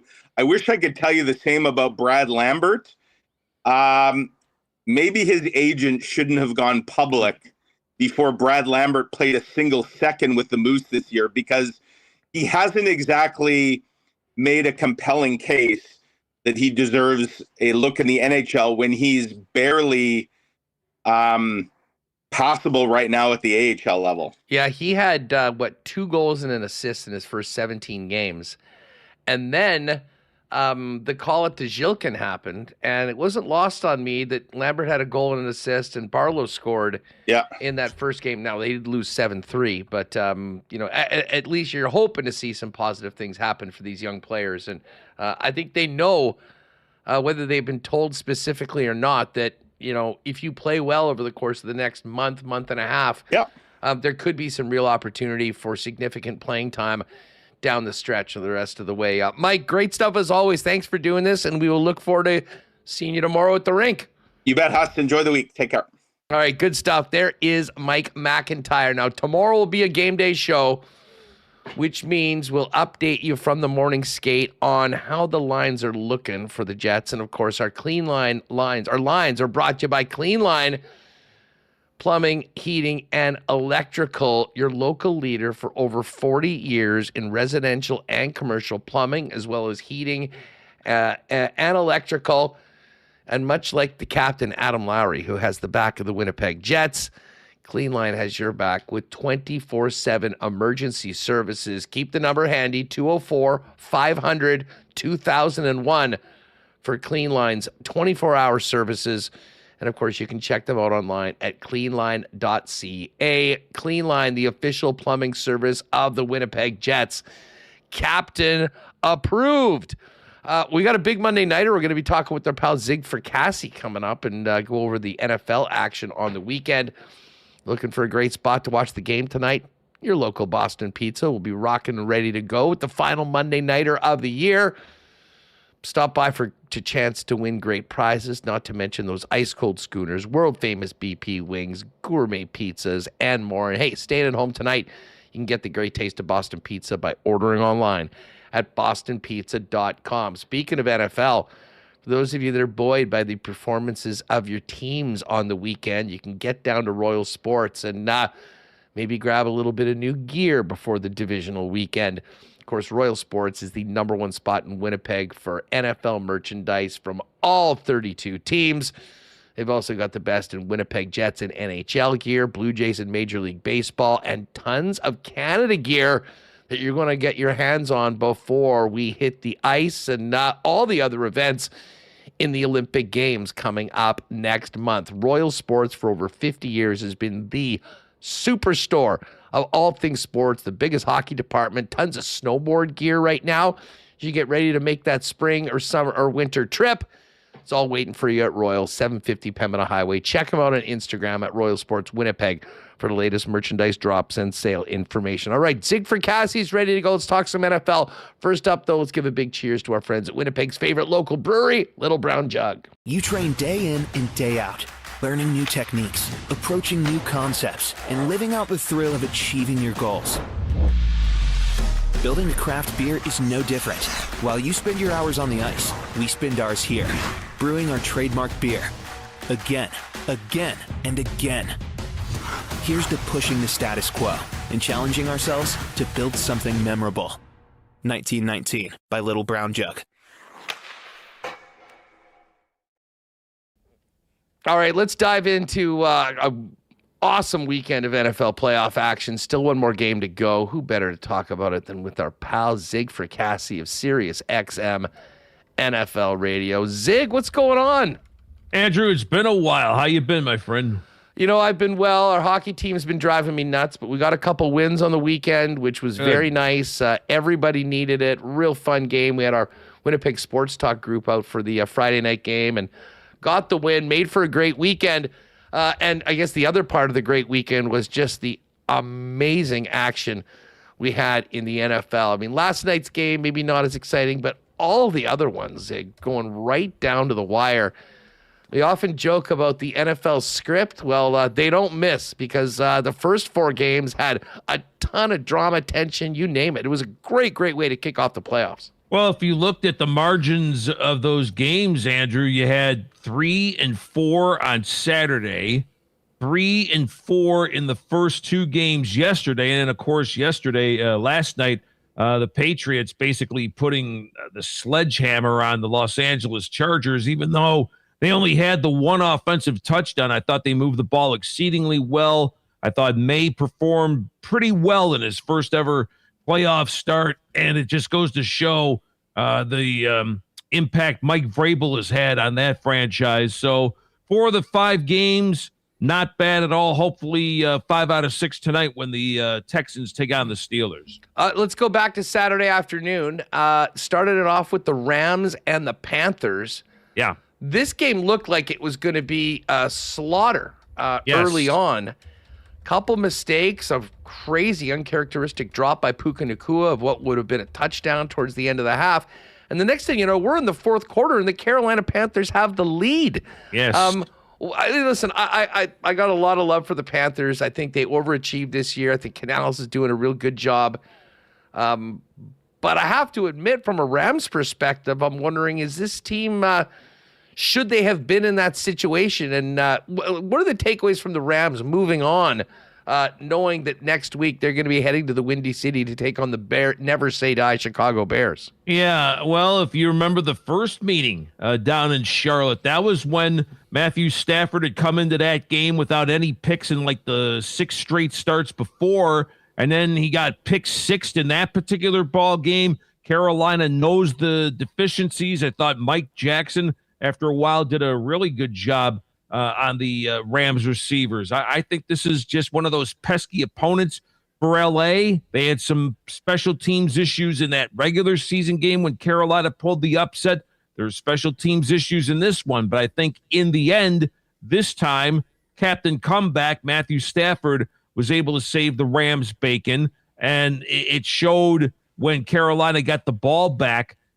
Bryce Young, who's made some progress, still isn't quite at that level that you need to be an elite quarterback. So the Rams survived a big-time scare, and now you're going into Chicago. Both teams, by the way, Hustlerama, they're going to benefit from the extra rest where the other teams will not. So depending on how the weather's going to be at Soldier Field, I'm not sure that's going to phase the Rams here in this particular case. I could see this being, again, depending on weather, this might be another shootout at Soldier Field. Well, I mean, let's get to the Bears, who... what a comeback, huh? I mean, and this is the thing. We've seen them do this all year long. Right.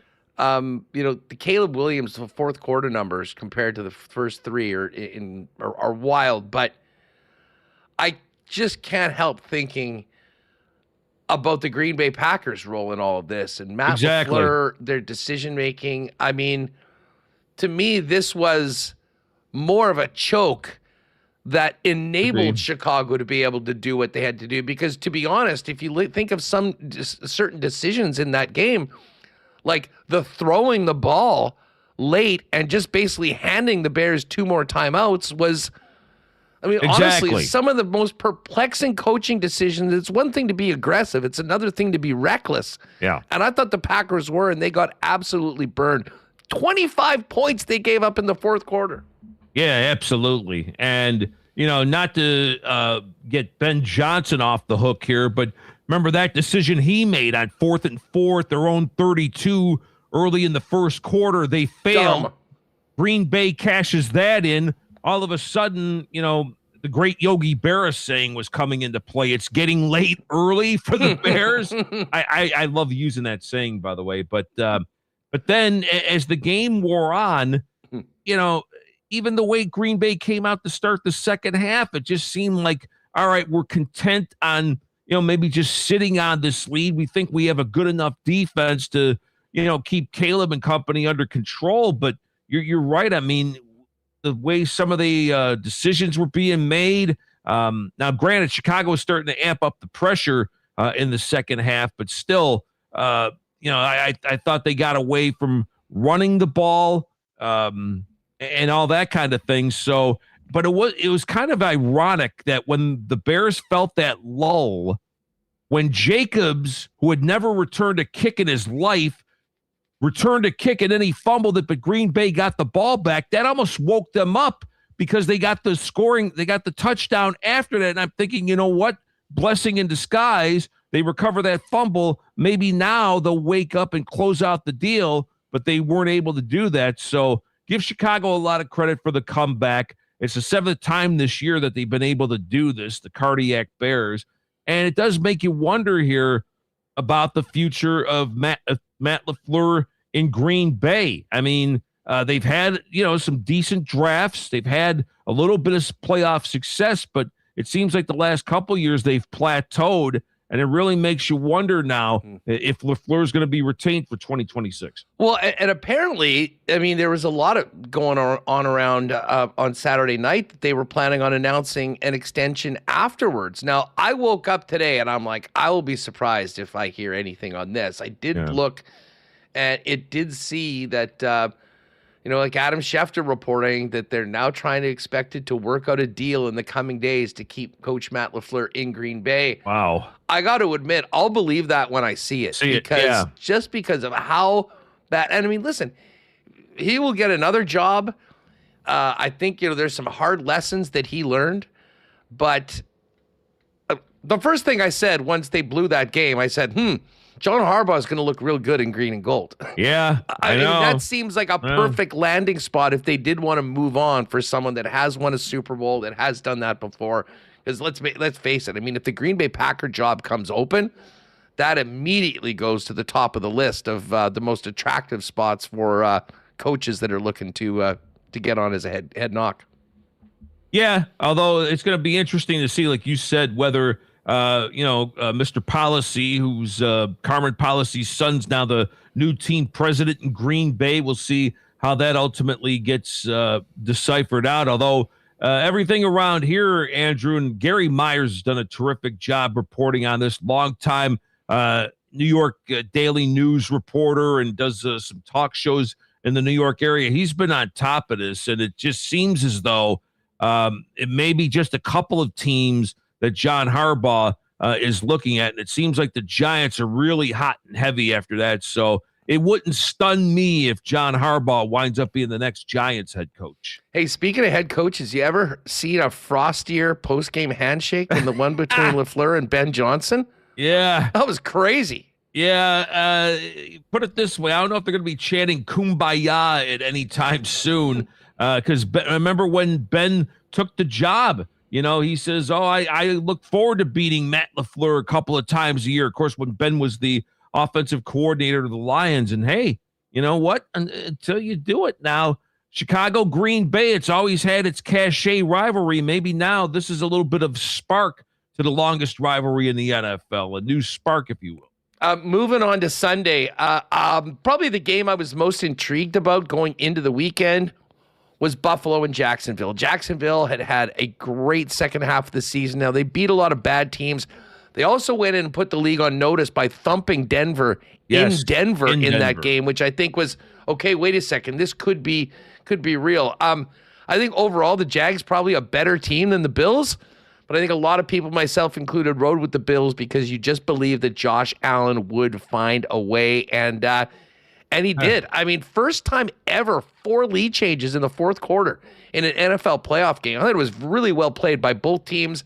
Impressed with the coaches. Really impressed with Liam Cohen as well. I do want to mention the way he utilized his timeouts, up 4 at the end of the game, to even with Buffalo scoring, to have a minute left, I thought was brilliant. And not a lot of coaches will have that contingency plan. I thought he executed it well. Unfortunately for them, the Trevor Lawrence pass got tipped and it got picked off, and the Bills are moving on. But takeaways on both the Jacksonville and the Buffalo side from the early game yesterday. Well, I'll tell you this. I mean, he literally, they play in Buffalo. Josh Allen on that scramble there literally impersonated a buffalo with O'Cyrus Torrance just basically escorting him. I mean, this guy would not be denied. Of course, he gets stopped at the 1. They had originally ruled it a touchdown, but then they reversed it. And now there was some logic there. Would the Bills take a couple of knees, run the clock down, and maybe try it on third down? To me, you got to go for the touchdown right then and there. They did that. Jacksonville did let them score, Andrew, because I thought they had to do that to allow themselves time for to try a tying field goal if they were able to get there. So Buffalo, again, it's been number 17 all year long. They've been riding that script. No effective ground game. You got to give Jacksonville credit for basically taking James Cook out of this game, but they were able to find Shakir for some deeper routes. Of course, the play to Brandon Cooks, which set up that winning touchdown, was big. Defensively, they did enough. Cole Bishop, who was a bit under the ire of Sean McDermott and Bobby Babich earlier in the season, has arguably been the Bills' best defensive player the second half of the year. Tre'Davious White, remember, he came back after leaving the Bills a couple of years ago. He's actually been old man sage and performing close to the Trey White that we saw the first time in Buffalo. So they've been doing it defensively. It hasn't been great, but it's been good enough.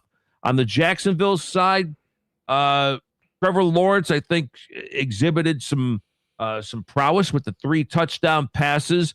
There were the 2 interceptions, of course, the game ender there on the tip ball. At some point, I got to see a little more urgency out of him. I'm not sure I saw enough of that. Defensively, Josh Hines-Allen was in the backfield all day long. Jacksonville administered a pretty bad beating as far as I'm concerned, because remember, Andrew, in that game, Allen was tested for a concussion. He banged his hand on a helmet on another play, and then on that scramble actually towards the touchdown, twisted his leg awkwardly. So now Josh Allen is in a world of hurt, and now you've got a shorter week up in Denver. I'm going to be curious to see how he heals when they face that juggernaut Broncos defense in Mile High on Saturday. Yeah, that's going to be a hell of a game. Just looking at CoolBet, the Bills have actually opened up as a slight 1.5 point favorite. Yeah. And listen, as a Chiefs guy, I've said all along, I can't wait to bet against the Broncos in the playoffs. But as a free agent without my team in it, the one thing that I was definitely going to be doing was backing whoever was playing the Philadelphia Eagles. And the Niners got it done last night. We don't have to look or listen to Nick Sirianni for the rest of the football season, which is music to my ears. Man, what a disappointment for Philly. And really, in a lot of ways, that game's sort of a microcosm of a year that their offense just never really clicked. But, man, the drops that killed them in that game were just absolutely brutal, Zig. Yeah, the A.J. Brown one that on that deep in post, I thought was brutal because, Hurts couldn't have delivered that ball any better if he handed it to him. And I think that maybe just speaks to some sort of dysfunction going on, whether Hurts will say he and AJ are tight, they get along and this and that, but there just seems to be some kind of disconnect with AJ Brown and the Eagles. And then, of course, they had to have Sirianni run up to him. He said that he was trying to get him off the field after that play because they had to punt and all this kind of thing. Just seems to be a lot of dysfunction. I've been saying this all along. The Eagles take too long to call the plays. They take too long to execute them. So if this is a communication issue, if this is an issue they have with the offensive coordinator, doesn't help either that arguably the best tackle in the game, Lane Johnson's been out for the last few weeks. That hasn't helped them. But give San Francisco their marks. I thought Purdy would have a pretty decent game, Andrew, considering a couple of years ago he got knocked out in the NFC Championship game, so you had to think he had a little bit of a thought on that. The razzle-dazzle play, from Moore to Juwan Jennings, who threw a perfect strike to McCaffrey for that first touchdown in the fourth quarter. I thought that was brilliant. They hung tough. And you talk about a team who's willed themselves this far. Let's not forget, arguably their top two defenders, Nick Bosa and Fred Warner, have been out for sizable portions of this year.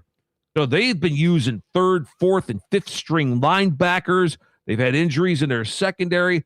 Purdy was out for a few games, if you remember. Mac Jones, a reclamation project, came on and did well. I would argue, everybody talks about Cohen as coach of the year, maybe Vrabel.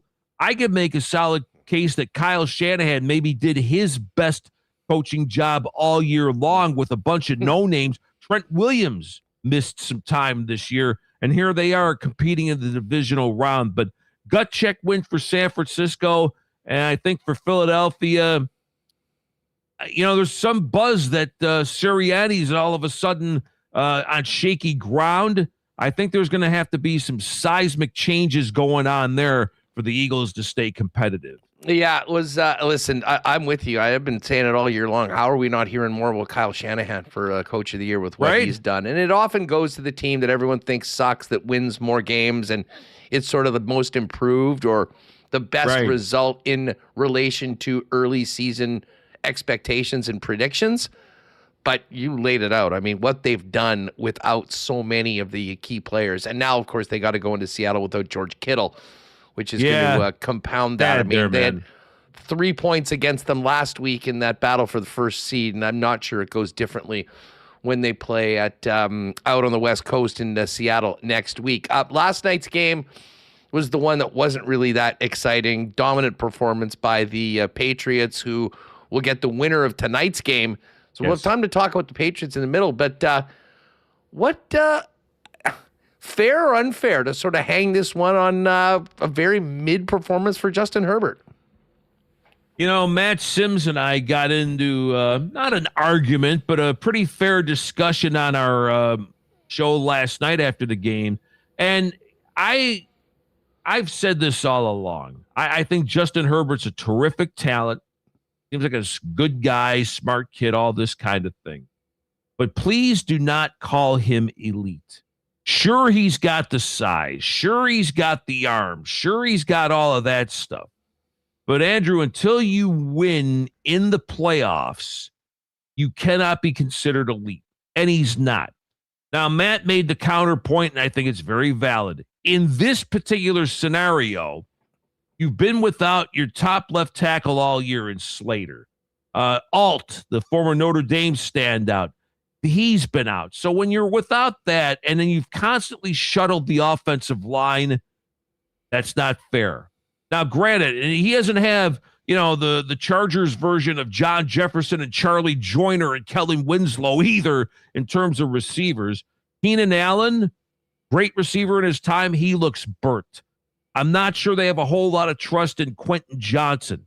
The tight end they barely ever go to. So in some fairness to Herbert here, Andrew, I would say they have to do some serious upgrading in terms of the skill people. And they weren't able to run the ball last night because, Herbert was the leading rusher. And when your quarterback's the leading rusher, that's not a good thing. Now, some fairness there. Hampton, The kid from North Carolina, he's been hurt.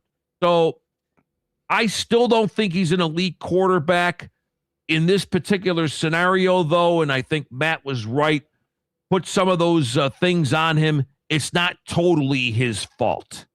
Zig Fracassi with us here on Winnipeg Sports Talk. Zig, before we go, do we got another Aaron Rodgers, Pittsburgh Steelers miracle tonight? Or will the Texans, with that defense, come in and make it for a long night for Aaron? Listen, we always talk about great mysteries that you'd put on TV. I still like to know how the Steelers won the AFC North. Because quite frankly, I don't think they're that good. John Harbaugh would like to know that as well. Missed kick there, and what a scenario that was.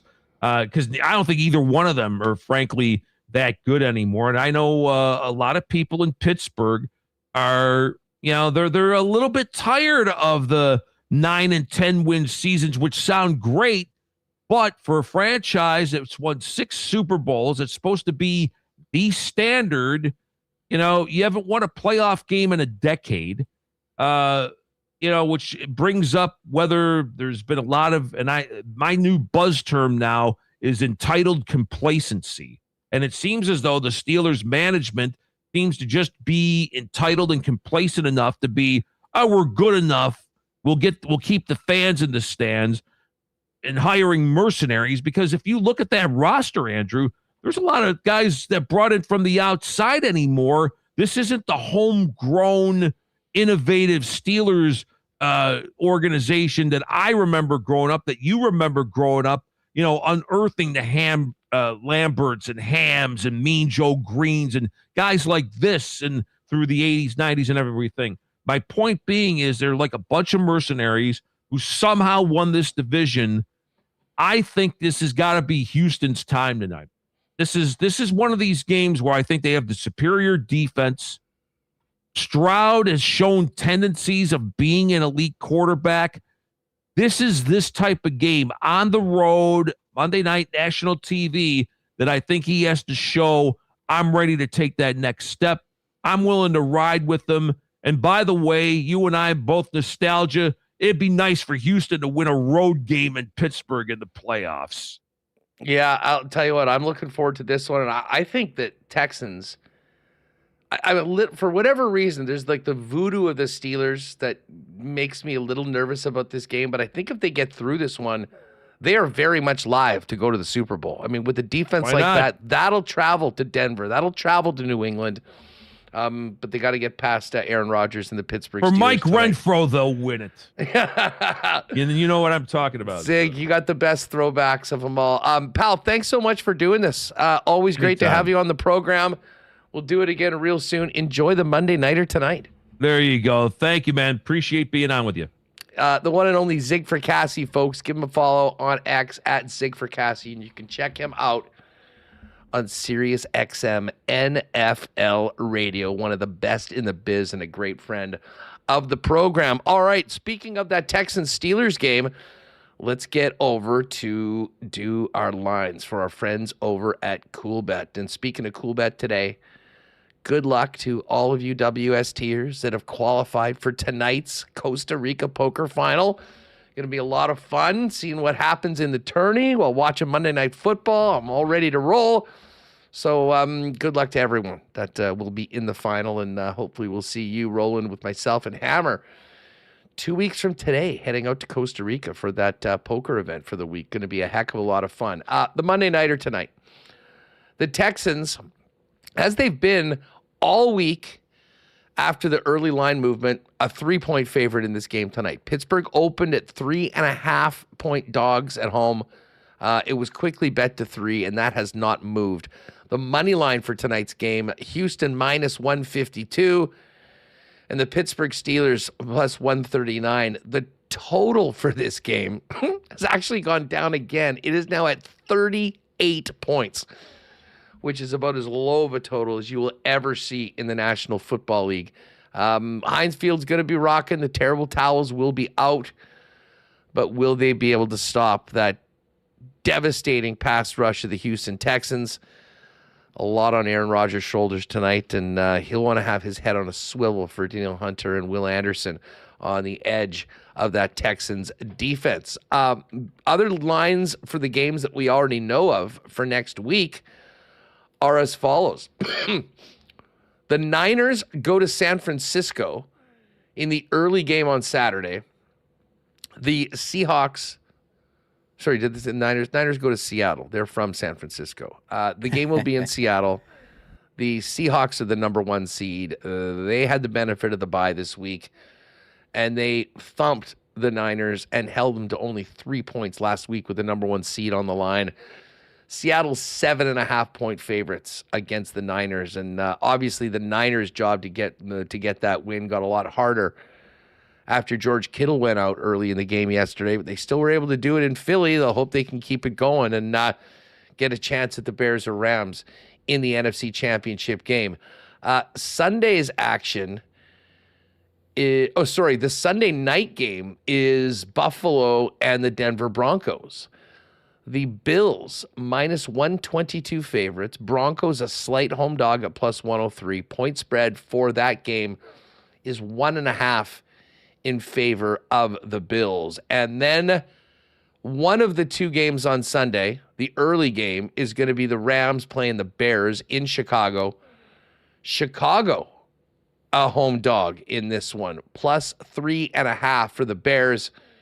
Bears +165 on the money line. Rams -3.5 and -196 on the money line. Up-to-date Super Bowl odds have the Seahawks now at +285, Rams at +315, the Bills at +550, Patriots at +650. Interesting, the Patriots have a shorter number than the Denver Broncos. Denver's at +750. Texans are 12-1. The Bears 14-1. Niners 20-1, and the Pittsburgh Steelers 40-1 of the remaining teams right now. New England +220 to win the AFC. Buffalo +230. Denver +265, and the Texans at +550. Pittsburgh 15-1. If you want to dive in, they've got exact Super Bowl outcomes. They've also got the exact Super Bowl matchup. And you can also bet NFC, AFC conference winners, as well as Super Bowl MVP. Moving over to the National Hockey League tonight. Jets are off. They'll be back in action tomorrow against the New York Islanders. Tonight we've got Florida at Buffalo. Buffalo a -119 favorite. Carolina a road favorite, -147 in Detroit against the Wings, who are +125. The Kraken are in New York to take on the Rangers. Rangers with that ugly home record. They are favored, though, today, -135. Seattle's +115. Rematch of a pretty cantankerous game on Saturday between Tampa and Philly. They're back at it tonight in Philly. Tampa -143. Philly +121. Canucks in Montreal. Habs a big -189 favorite. The Wild -169 favorites against the Devils, who, of course, were here in Winnipeg yesterday. Edmonton did not get their 3rd straight win against the Kings. They lost on Saturday night. They're in Chicago tonight to take on the Blackhawks. Edmonton at -159. Leafs begin a road trip in Colorado against the league-leading Avalanche. Avalanche -238. Toronto +198. And the final game on the docket, the Kings back from the road. They'll host the Dallas Stars. LA a slight home dog at +102. Dallas at -120. If you go to the combo cards, I did put together a little 2-sport ride with Huss today. We've got 3 hockey picks. We're going to take Edmonton and Chicago. We're going to take Minnesota at home to the Devils and the Habs at home to the Vancouver Canucks. We're going to add the Texans money line. So no spreads tonight, just Montreal, Minnesota, Edmonton in the NHL, along with Houston to beat Pittsburgh.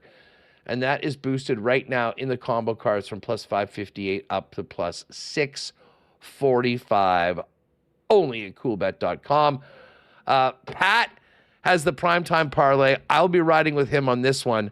We talked about this on WST Winners. Will Anderson Jr., total sacks over a half. TJ Watt total sacks, over a half, and over 3.5 field goals made. This is a over field goal game if there ever was one. Part of the reason why the total is just 38. That one's got a nice boost up to plus 745. And they do have one just on the sacks. Will Anderson to get a sack, TJ Watt to get a sack. That's plus 397. If you want to add the field goals, it gets to plus 745. Couple other ones, single gamers for tonight's. That is all there. And then there is a funny one. It's the Hughes brothers getting together tonight in this Minnesota-Jersey game. The Hughes Bowl.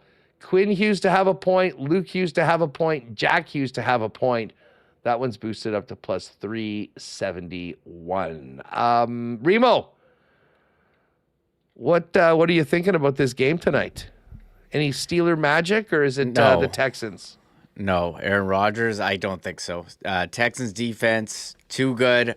I am nervous, though, about them being on the road, and also, was it still called Heinz Field? Kicking there, not easy. Texans do have a very good kicker in Fairbairn, but we saw last Sunday night, what can happen there, even with the best kickers. But, yeah, I'm going with the Texans. I think their defense too good. Rodgers has been a nice run, but can't really throw it deep anymore, and there's going to be some major pressure on him. So I'll roll Houston, and I will say for, next week, it is interesting that with the Bears home underdog and the Broncos as well, and I thought, the Bears were pretty fraudulent, or not as good as their record, and the Broncos too. So we'll see how that plays out this weekend.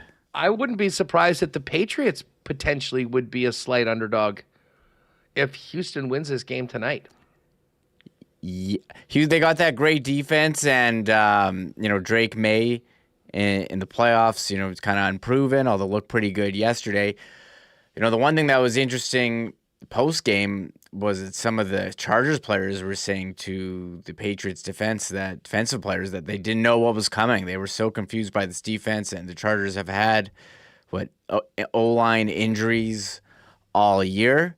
So you saw that yesterday with Herbert just under pressure nonstop. Real tough for him to do anything. Doesn't have a playoff win. That was some interesting stuff they showed during the broadcast. Been so good at times, but haven't been able to get it done in the postseason. Yeah, is T. Will? Are you a Steeler guy? He is. Yeah, he's a big Steelers fan. You know what? I love Steeler fans. There's definitely something unique about the commitment they have to that team. The towels, the vibe in Pittsburgh, great sports city. I just don't think it's going to be enough against what the Texans are coming with tonight. That game gets underway just after 7. And then, of course, 8 o'clock tonight, the Costa Rica final. Good luck to everyone. We'll let you know who the big winner is tomorrow on the show. And Remo, as I mentioned with Kevin, normally a Tuesday night game in January against the Islanders would be, maybe not the one of the feature or marquee games of the month when the team's playing the teams that they are and as home as often as they are. But I am really, really excited to see in person for the first time Matthew Schaefer with the way that he's turned the league on its head since joining. That's one of the big stories of this season, Huss, is the emergence of young players, former first overall picks, Bedard taking a step this year, Macklin Celebrini, but also Matthew Schaefer, the rookie, who's averaging just under 24 minutes of ice time per game. Absolutely incredible, 29 points in 45 games. You see the skating and really taking this franchise that, won the lottery when winning the lottery, Huss, by getting him on their team and really, really helping them out. So, we'll take a good look, and he's definitely added some excitement and offensive flair to their team. Yeah, that's going to be one of those picks. What did they move up 9 spots last year? Something, I'm something sure. Crazy. Yeah, and there was no tank in New York last year, and that's why, as much as the situation the Jets are in, I mean, the only if you finish last in the league, you are assured of a top 3 pick. That's about it, though, and it's not easy to be that low.